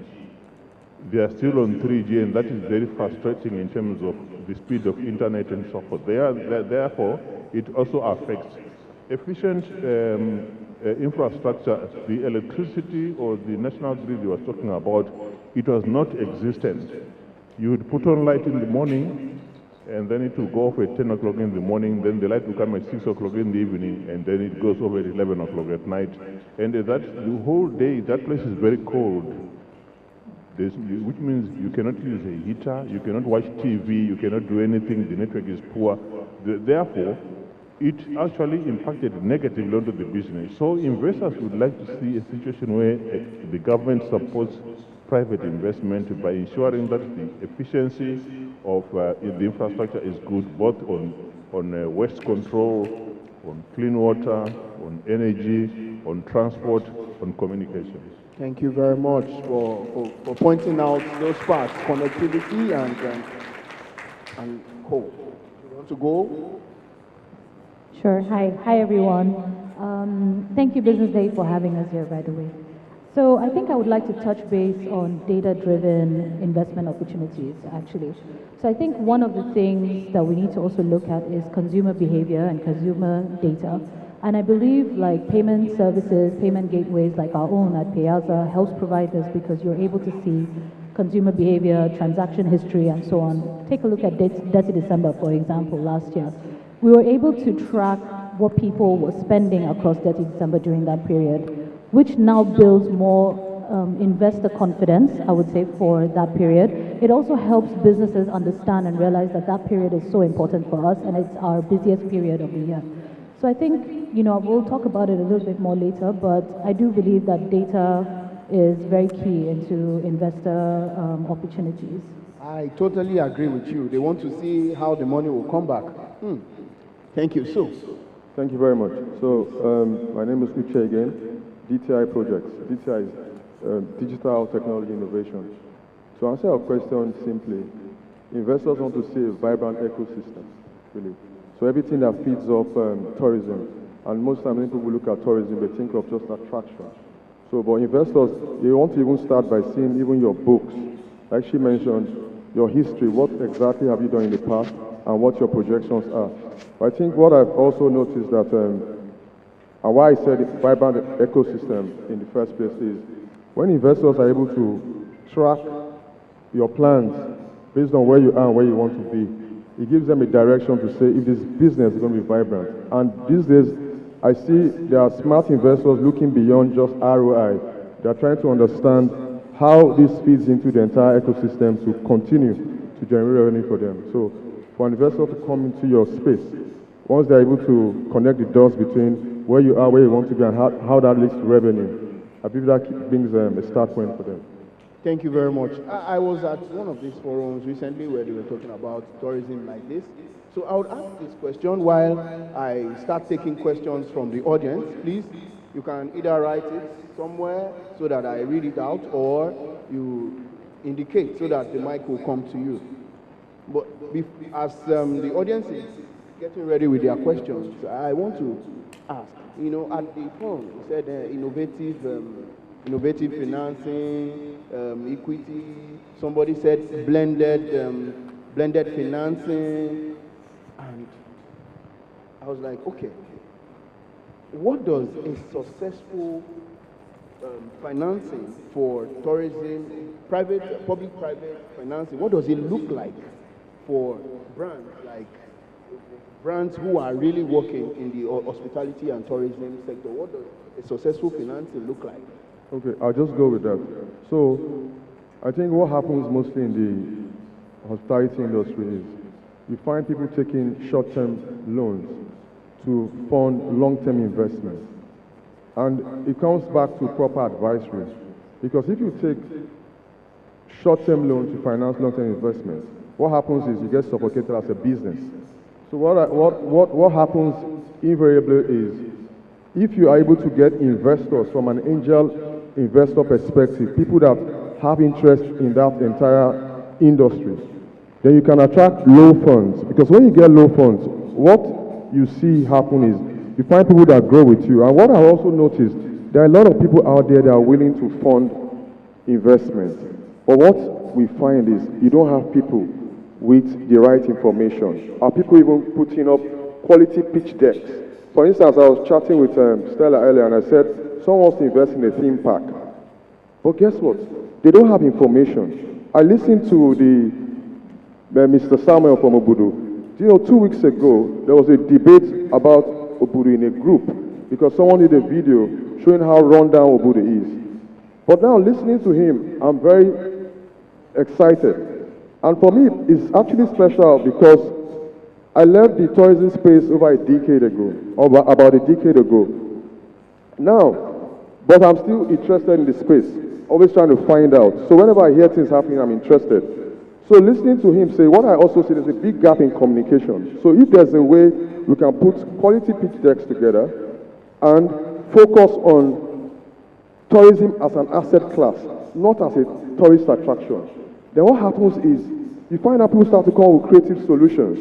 I like what the man from Nanta is doing, by the way. I heard what he said. I even was part of that story about what happened in the event you guys went out of the country. But what's happening is this. There are a lot of people that are interested. There are a lot of people that are ready to invest. And the government is also ready. I spoke with a lady from BOI yesterday. She said they are giving a lot of tourism loans. So how do you package it? First, you put your plans for the people. When you get that right, then show your growth plan for them as well. And at the end of the day, if you get angel investors into the business, you are not exposed to high cost of interest rates. Thank you very much. You described it so succinctly. I heard that Pelumi is with us now, joining online. So did you catch the question? Would you want to weigh in on that? Meanwhile, please, you can indicate if you have questions so that the mic will come to you or a paper will be given to you to write it down. Okay, Pelumi, please.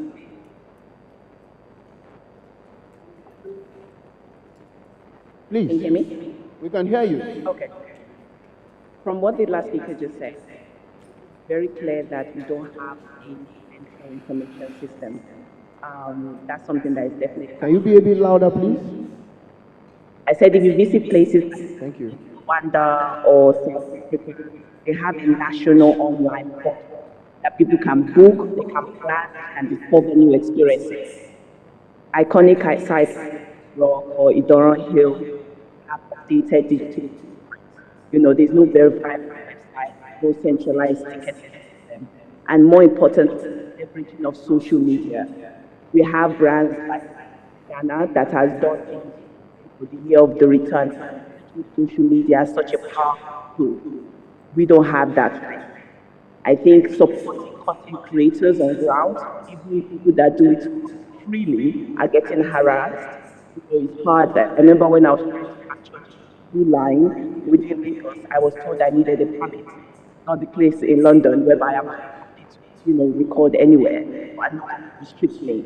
So there's definitely systematic issues that allow that people being able to create content that invites people, and the government body working with content creators on ground that push this narrative out there and invite people to come and visit. So there's definitely a gap in the market. Thank you very much for that point. So, let me go to the audience now. I know you have questions. So, the lady in white, when the mic comes to you, you can just tell us your name, then ask your question. Okay, just step forward. Step forward, use my mic.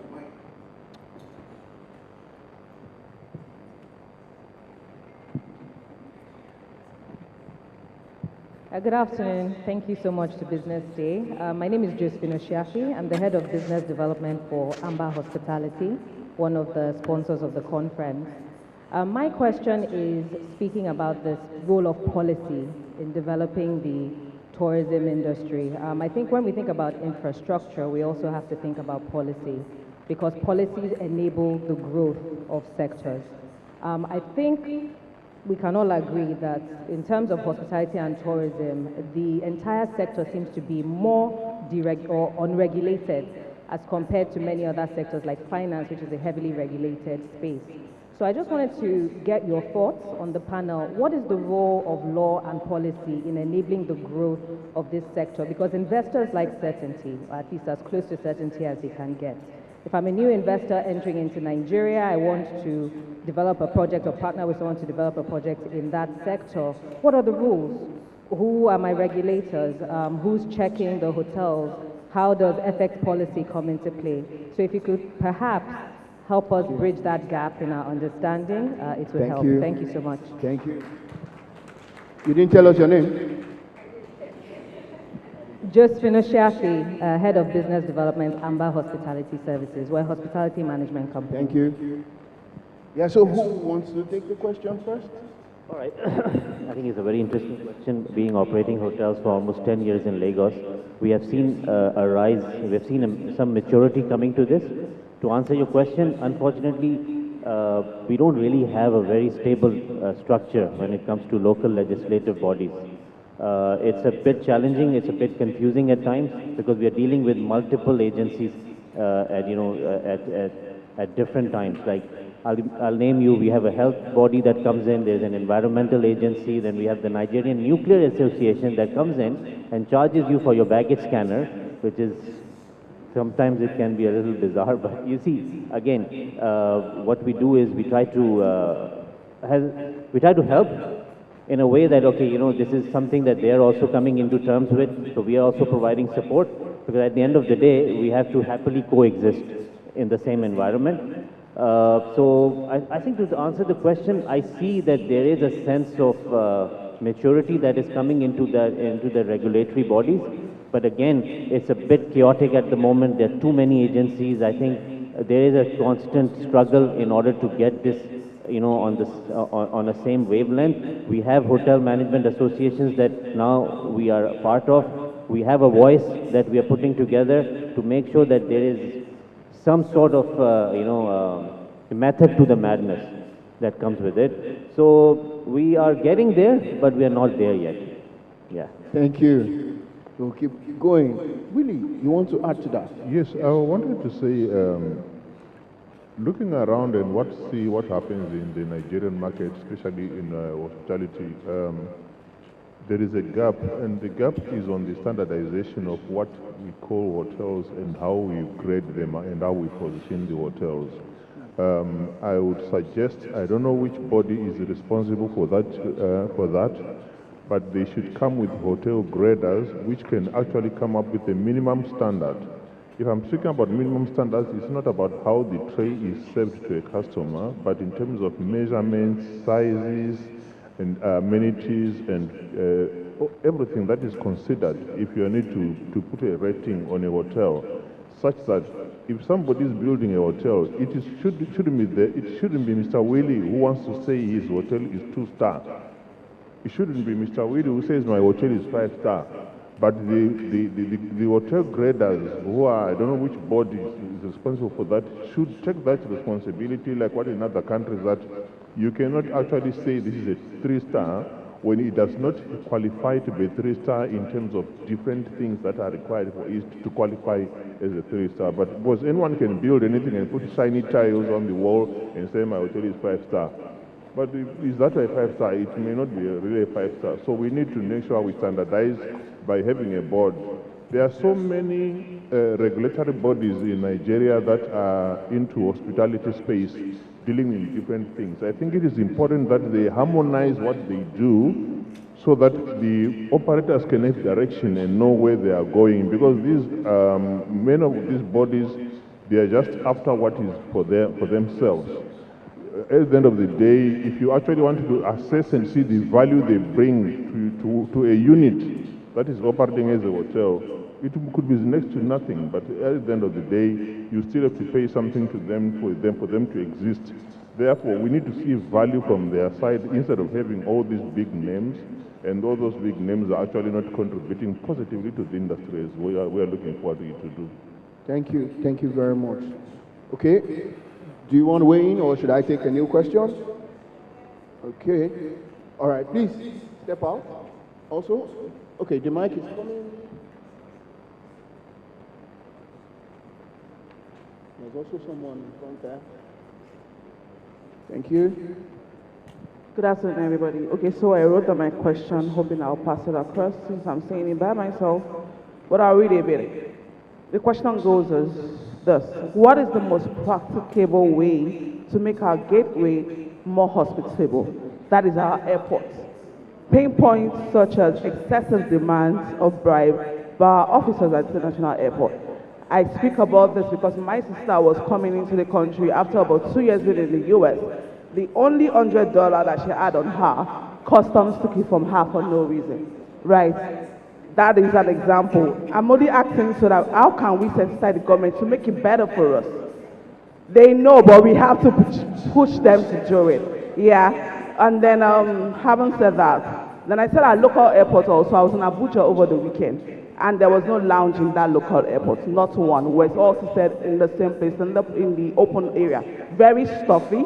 And then, lastly, okay, I said that is our seat of power. If that place is not suitable for us, when we bring people from outside the country, how are we encouraging them, to make them feel, welcoming to this country when our gateway system went in place? Thank you.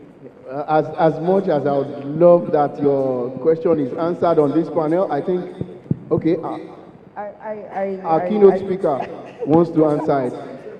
Thank you. A few things, just some points of correction. There's absolutely lounges in Abuja Airport.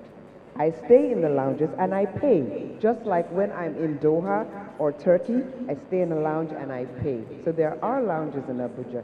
I know that there are things that are not working, but we do have to give credit where things are working. We have to positively point out improvement, but it's not all gloom and doom here. I have to say that. So your experiences might have been valid, but we've gone past that a little bit. Now, I want to, first of all, Business Day. This conference is, in all my 25, 30 years of attending tourism and hospitality conferences, the panel of speakers and the level of conversation has been amazing and very critical so kudos to Business Day for finding the right people to put on stage. Secondly, I'm not sure if you people are aware of the lady who is She has spoken electronically. Pelumi, she has spoken, yeah. Do you guys know who Pelumi is? So I've been asked questions. Pelumi, you're laughing. You jackpot as well. You want me to reveal yourself here? Someone asked earlier, what can we do to engage the youth in tourism? That's an example of a youth who got involved in tourism. She picked herself up with whatever madness was in her head and decided she wanted to drive from London to Nigeria. And she had it chronicled and posted every step of the way. And in that time frame where she did that, the virality of what she did raised Nigeria. Youth, you need to do things of this nature to raise Nigeria, raise the talking points. That's how the youth can get involved in tourism. Thank you very much for answering that question for us. Okay, Raza? Wants to weigh in on that? Please let Raza quickly weigh in. Sorry, I just want to weigh in that what you just mentioned as well. I think this also relates to tech industry. When you think about tech, you think fintech because it's such a fast-moving industry that's come out of Nigeria. I believe that I think about 3 of our top fintech companies are now the top 200 or 300 in the world, which is out of Nigeria. You understand? But I don't see the same for hospitality tech. There are lots of startup founders in tech who are trying to build tech-provided solutions, to help tourism in Nigeria. For example, from table reservations or our platform, which is an event ticket management platform called Eventport. There are many platforms, but one thing we've noticed is that in this particular industry, we've noticed not so fast in terms of user adoptability, right? And I think that we should really start supporting more these tech founders, but also understand why it's important for you to use them or these tech products. Globally, tech has gone far when it comes to hospitality and tourism, but here we're still struggling to see if we can put up a tour or aggregate tours on one platform. And I'm not really sure why, but I think it's important now that we start. It's so important for a tourist who's coming from abroad, coming into Nigeria, is able to view on one platform all these tours, and be able to click and pay directly online without even having to be in Lagos to do it. These platforms also provide credibility, not only for investors, but also to your audience, and you get to tap into global audiences. So please try to support and also adapt to tech provided platforms here. Thank you very much. Thank you very much. I just wanted to pick on what Madame Stella just mentioned about the positivity of our, environment. I think when the airport comes in question, obviously we always have something, well, on a negative side. But I think what we should also commend is recently what the Nigerian Immigration Services has come up with, which is the absolutely terrific e-visa system. I think I, because deal with a lot of corporate clients that come into the country, they have seen a remarkable difference. And I think it's time that we sing the song in a very positive way. It's fabulous, and I think with time it will only get better. But I think we should appreciate the efforts of the Nigerian Immigration Services. Top notch. Thank you very much. That round of applause is for the Immigration Service. You can give them more if you want. Okay, one more question? Okay. Willie, you want to weigh in on that, or we'll take? Okay, yeah. Please. The mic will be with you. Just mic is coming.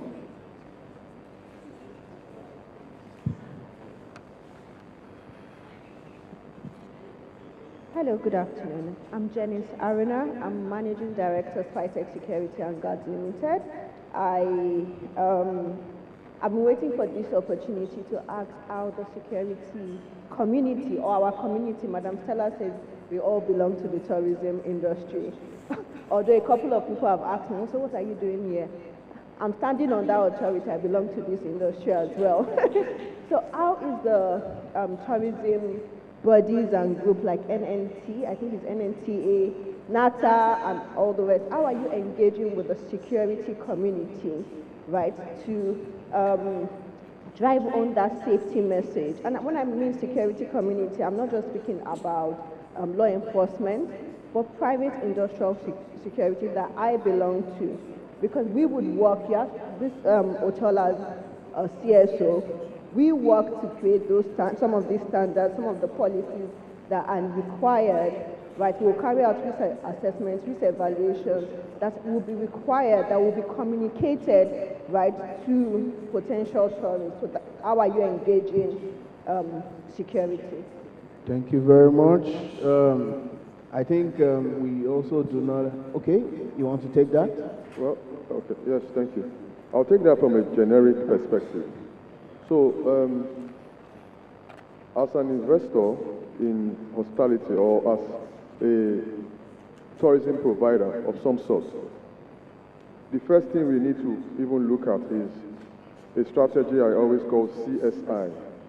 CSI is not CSR. CSR is corporate social investment. Now, when we identify the ecosystem, remember I earlier mentioned the vibrant ecosystem. If you understand that the ecosystem includes security, you know, security is not even about actual safety, it's the feeling of safety. So if you can identify security, for instance, as part of the ecosystem, then we create a kind of training program. I heard Stella mention that she has a vocational school. I was very impressed because most time when we hear education, we think it's normal academics. For me, education is simply KSA. And what is K? Knowledge, S, skills and attitude.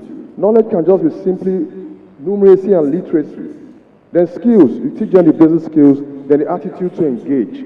Someone talked about the airport. It's just customer service can fix that. So, to answer your question specifically, from a security perspective, we understand that security is part of the ecosystem. Then we'll create a system to even train people within the community, even within the last mile of the community. Then when the community provides security, there's a general feeling of safety. So I think it still comes back to stakeholder engagement, knowing first the ecosystem that fits your business. Thank you. Okay, let me take just 2 more questions, and because the time is fast spent. Pelumi wants to weigh in on that before we take that question. Please, in 20 seconds. I think it's important to definitely leverage social media. You know, people they are buying disease when what would they say? So trending 30 December is because we're able to see online. So if we're able to counteract the negative aspects of Nigerians not saying that this and that, a positivity, that's very, very key. And this is why, you know, private sectors and government need to encourage the people that are putting out the food, yeah, that people are, you know, taking it as part of their, you know, developmental goal, not as afterthought. This is something we have content that people are sharing within their social, within their community, that this is the lived experience of a Nigerian, rather than a foreign aspect or foreign, you know, narrative. So I think it's again working with the grassroots people that are putting all this information out there about the positive side of Nigeria. I think that's very Thank you very much.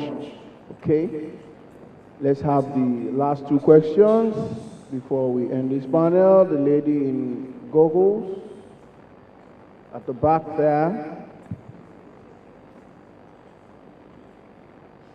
Yes. The mic will come to you.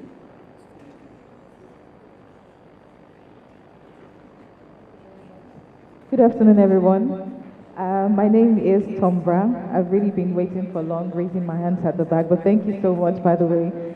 I have three questions, but then because of time, I'm just going to ask two, because at some point he made mention of sustainability. So my question is concerning sustainability and culture. So first, I'm going to ask, how are local communities involved in the tourism value chain, which is going to be the first question. And then thirdly, I'd like to ask, are there concerns about, over commercialization or loss of cultural heritage? Those are the questions. Thank you very much.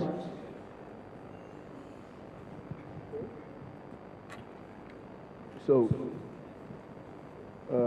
Natisha or Mr. Willie, do you want to take that? How are local communities engaged in the value chain? Yes, the local communities are involved in the sustainability of the business in different ways. One, they form the bigger part of the stakeholders in the business. One is either they supply or they have the history of the place. The most historians are not people who come from outside. They are the local people, and in the preservation of whether it is a heritage site or whatever area that it is, if we don't involve the locals, we see that the youth listen better to their chiefs and their elders than they will listen to a uniformed person trying to tell them something. Therefore, we involve the community because they understand the people from that particular area, and they understand how to preserve whatever they have as a heritage site in their area, whether in trying to control the development in that area to make it remain natural, or for them to tell the history correctly without actually bringing in extras, but they will actually know the history, because the history is passed from generation to generation. Therefore, by involving them and including them, it makes it very, very sustainable in the way that we do our business. Thank you. Thank you very, very much. So we've been speaking for the last about 29 minutes, and we've seen that to get financing into the Nigerian tourism space, we need data, we need standardization, we need to make the people feel secured. I feel that what you mentioned there, is really profound. It's the feeling of security, yes. And we need to tell our stories more. And then, of course, I'll say replicate what you, the good people of this panel, have been doing. And we said we've not been telling our stories enough. I am volunteering on behalf of BusinessDay that whatever story you have of positive impact that you are making in tourism, please let us know about it. We are going to blow the trumpet. So thank you very much. This will be where we'll be putting an end to this panel. We can continue the okay, one more question. Is it the financing question or? Okay, please. The mic will come to you. One very last, yes, I know. I know. Last, it's a commentary, not a question. The lady in green.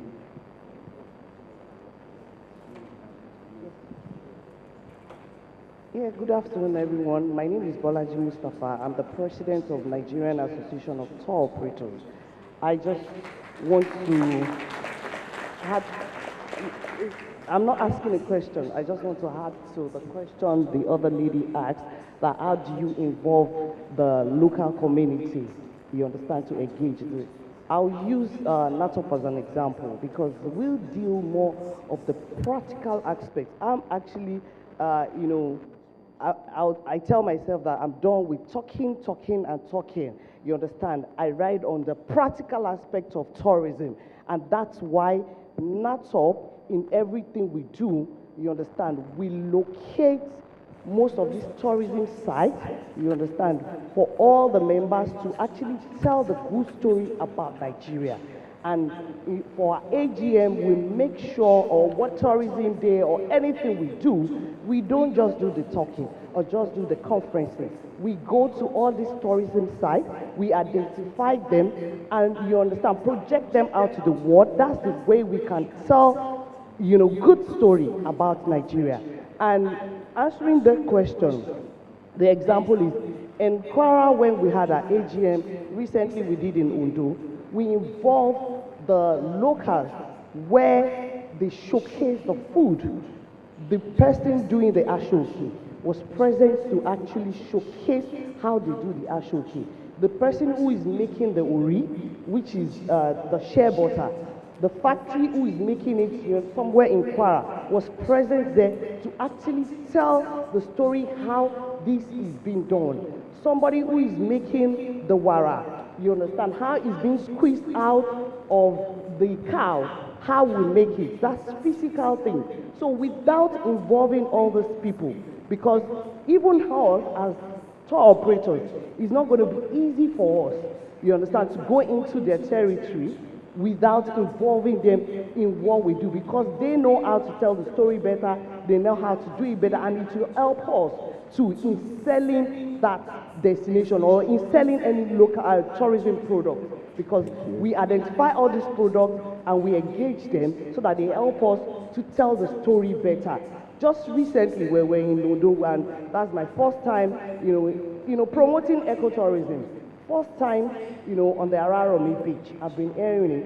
And of course, along the way, I saw there's a market. I think when we're going back, we saw that they were closing, and I asked, what market is that? Because people are piling up strings and everything, all the way from maybe Edo, Lagos, and all that. And I said, this should be packaged well. Because he said by 2 o'clock you can't see anybody again because you see load of streams. That's where it's being gathered. And somebody had to say, no, before you go onto the beach, you have to pay some homage because some locals need to take us to that beach. Araromi Beach is one of the longest coastal line that is going to be linked, you understand, from Lagos, from Lekki there. Once at least there is a if you go on court bike, it will link you 45 minutes, you're already in Ondo. All these things are nobody is talking about it, nobody is identifying all this. But for us as tour operators, you understand, we go those extra miles to get all these things and getting, you understand, the state government to partner with us to actually see how all these tourism sites will be developed. So in identifying with the locals, there's a lot to do with tourism. Thank you. Thank you very much. We really appreciate your input. Thank you.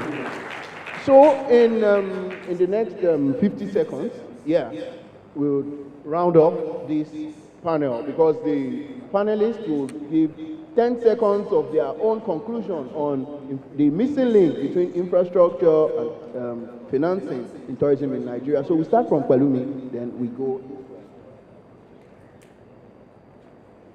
You go.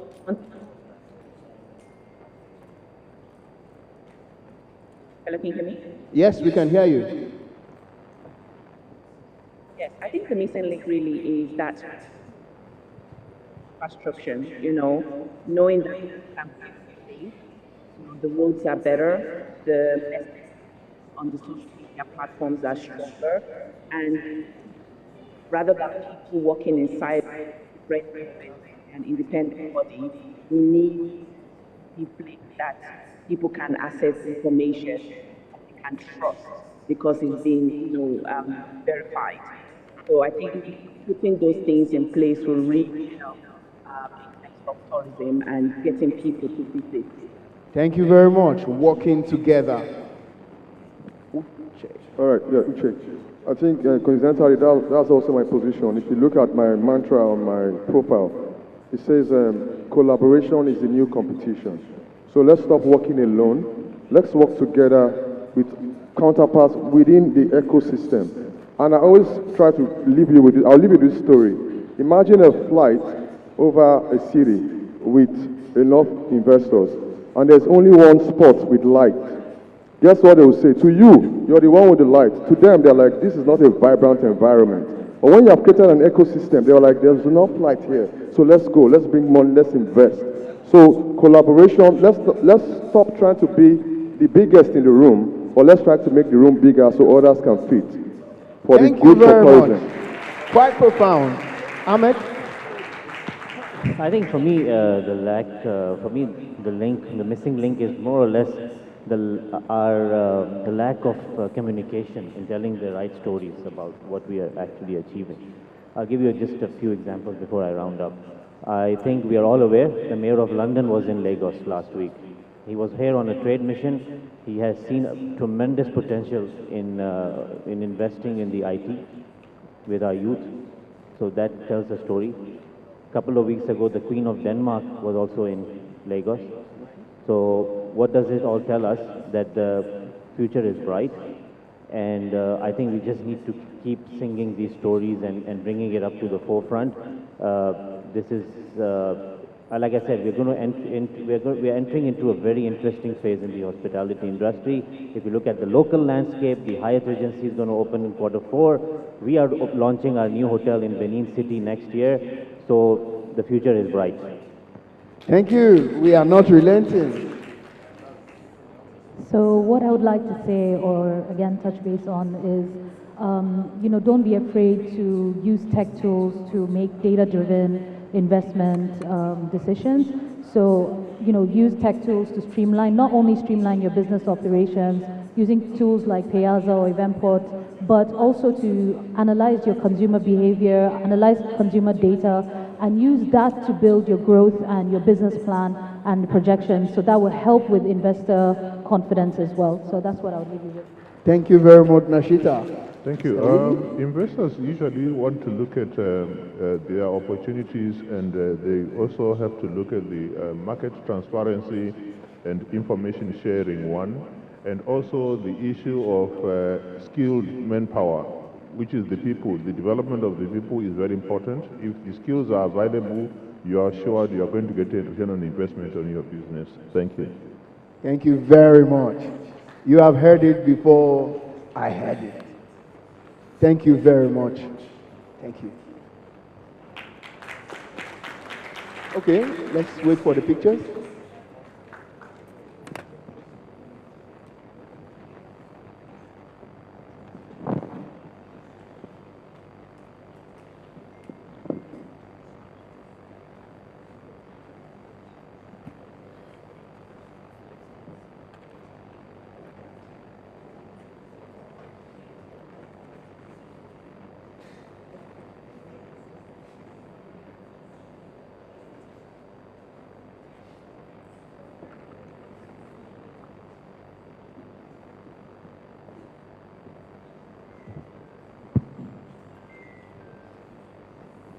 All right, can our keynote speaker join in this photograph as well? Madam Stella Fubara, please join us for this photograph, as well as the President of the National Association of Nigeria Travel Agencies, Mr. Sabitu Olayinka Folami. Please join us for this quick photograph. Thank you.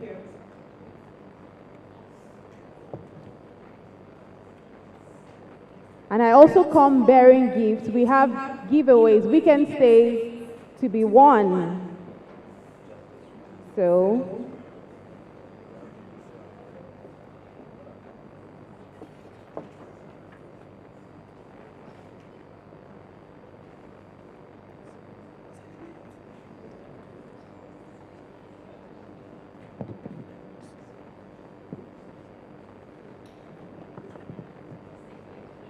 all right, thank you very much. Thank you very much to our amazing panelists. Please put your hands together for our panelists for delivering excellently, as well as the moderator of the panel, online editor at Business Day, Mr. Temi Bangoshe. Thank you very much. I did say we have quick giveaways for our audience today because we truly appreciate you. We thank you for staying from the start up until the end. So I have some quick fire questions with the fastest answers. This is not fastest fingers, fastest answers.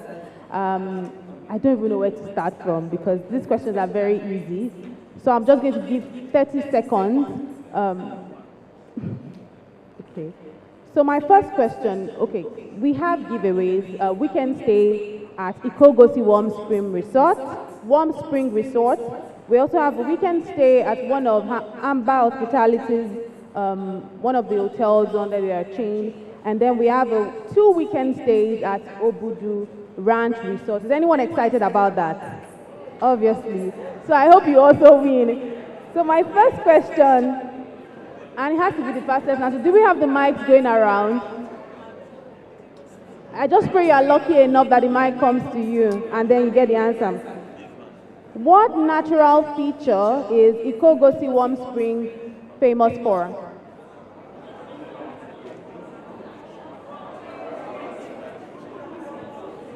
Hot and warm spring water, that's very correct. Warm and cold springs, actually. So we have a winner. Please put your hands together for her.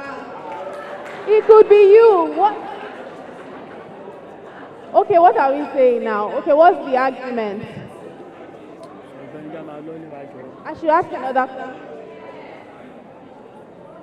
So she didn't win it. She won it. All right. Okay, let me get a consensus. What will be the best way for you to answer this that it won't feel like cheating? Lift your hands up, and then I'll call the person out. Okay. We have a winner. Right. Okay, can I get 2 people to come out so I can ask this question? 2 people, please. I've made it open. 2 people. Okay, 1 person, 1 more person. I've made it open, so this is not going to be my fault. Another question. All right, I hope you win it. You can answer all the questions. Okay. She said she can answer all the questions. All right, do we have the mic? So this question is for you, ma'am. What's your name? Okay, Madam Judith. What means of transport can tourists use to get to the top of the Obudu mountain? Bus. No. Another Wait. No. There's only one I'm answer. Coming. Let me explain. Another. Is the cable car? Cable car. Do you have the answer? Please put your hands together for him. Excuse me, the cable car isn't working. No. It is not working. For now. It's not working. It's for working. now. For now. You But can't say that because I've been there severally. It is not working for now. It is brought from the foot to the up. Okay, there's another question. All right, can Mr. Sunday Michael, can he clarify? Mr. Sunday Michael, can you please clarify? Oh, we have one right answer though.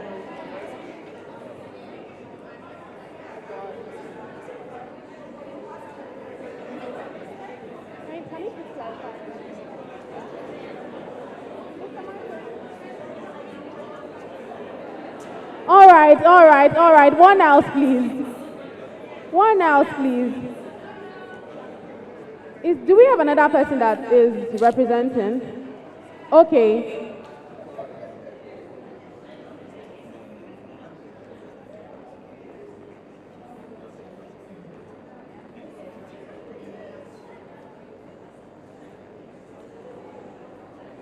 One second.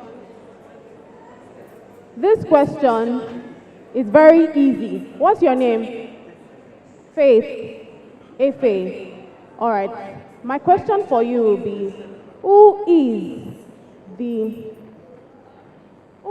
the managing director of Amber Hospitality? No idea? Very easy question. You can't answer. Please give it to another person. She has an answer. No, you can't. Willie Kazili. Thank you very much. Please put your hands together for her. So she wins a weekend stay in one of the hotels. Thank you very much. I have one more question. This one will have to be a very bonus question.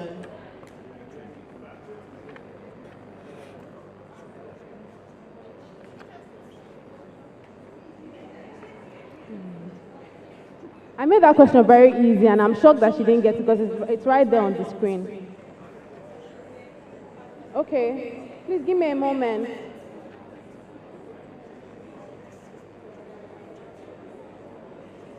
Give me 1 minute. Can one person come up stage, please? The man there, please come up.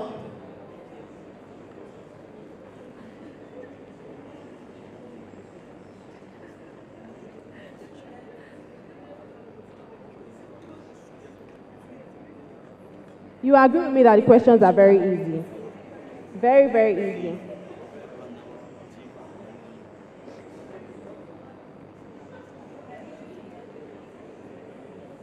Please come up to the stage. Yes, please.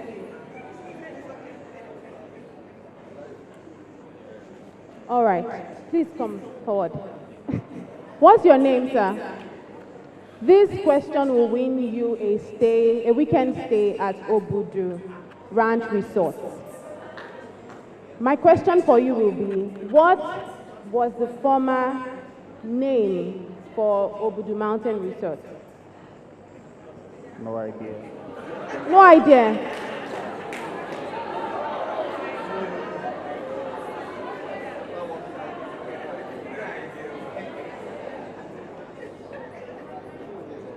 Obudu Cataract. Thank you very much. Please put your hands together for her. Thank you very much. All right, we have 2 winners for a weekend stay at Obudu Ranch Resort.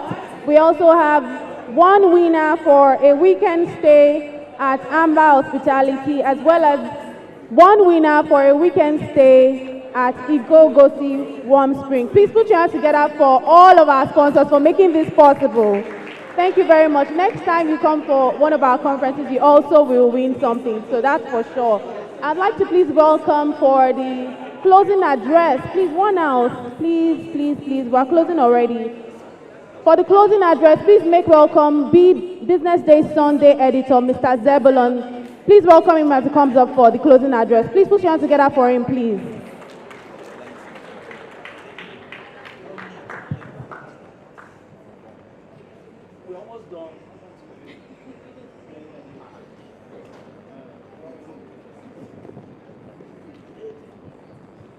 Thank you very much, Lizzie, for the good job you've done. I want to believe that it has been an amazing time here since morning, and I want to appreciate everyone who has made this day a great day and has made this conference a one to remember. And I think the last exercise we did here will encourage many other people not to miss our event. Next year, when we shall be having this event, I know that many people will come up because of the last exercise we had. Please kindly put your hands together for yourself, your good self, for not only attending this conference, but to be able to have stayed through to the end of the event. And again, I will want to specially thank our keynote speaker for being bold enough to commend Business Day for the quality conference we have put together, particularly the quality of the speakers and the panelists.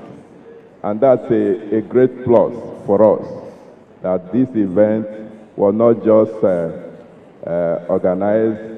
It's not a run-of-the-mill event, but was intentionally put together to benefit the participants. And I think you can testify to that.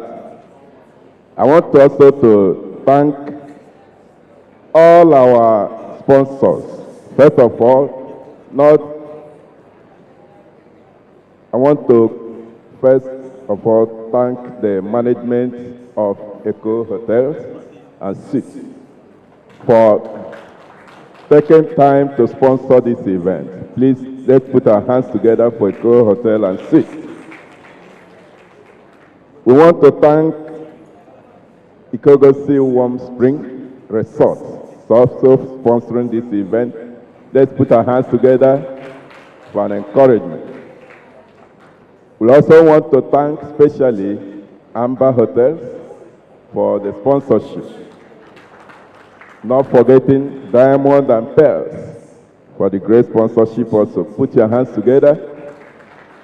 And I also want to thank everyone who has taken time today to be here, especially our keynote speaker, who really gave us something to chew.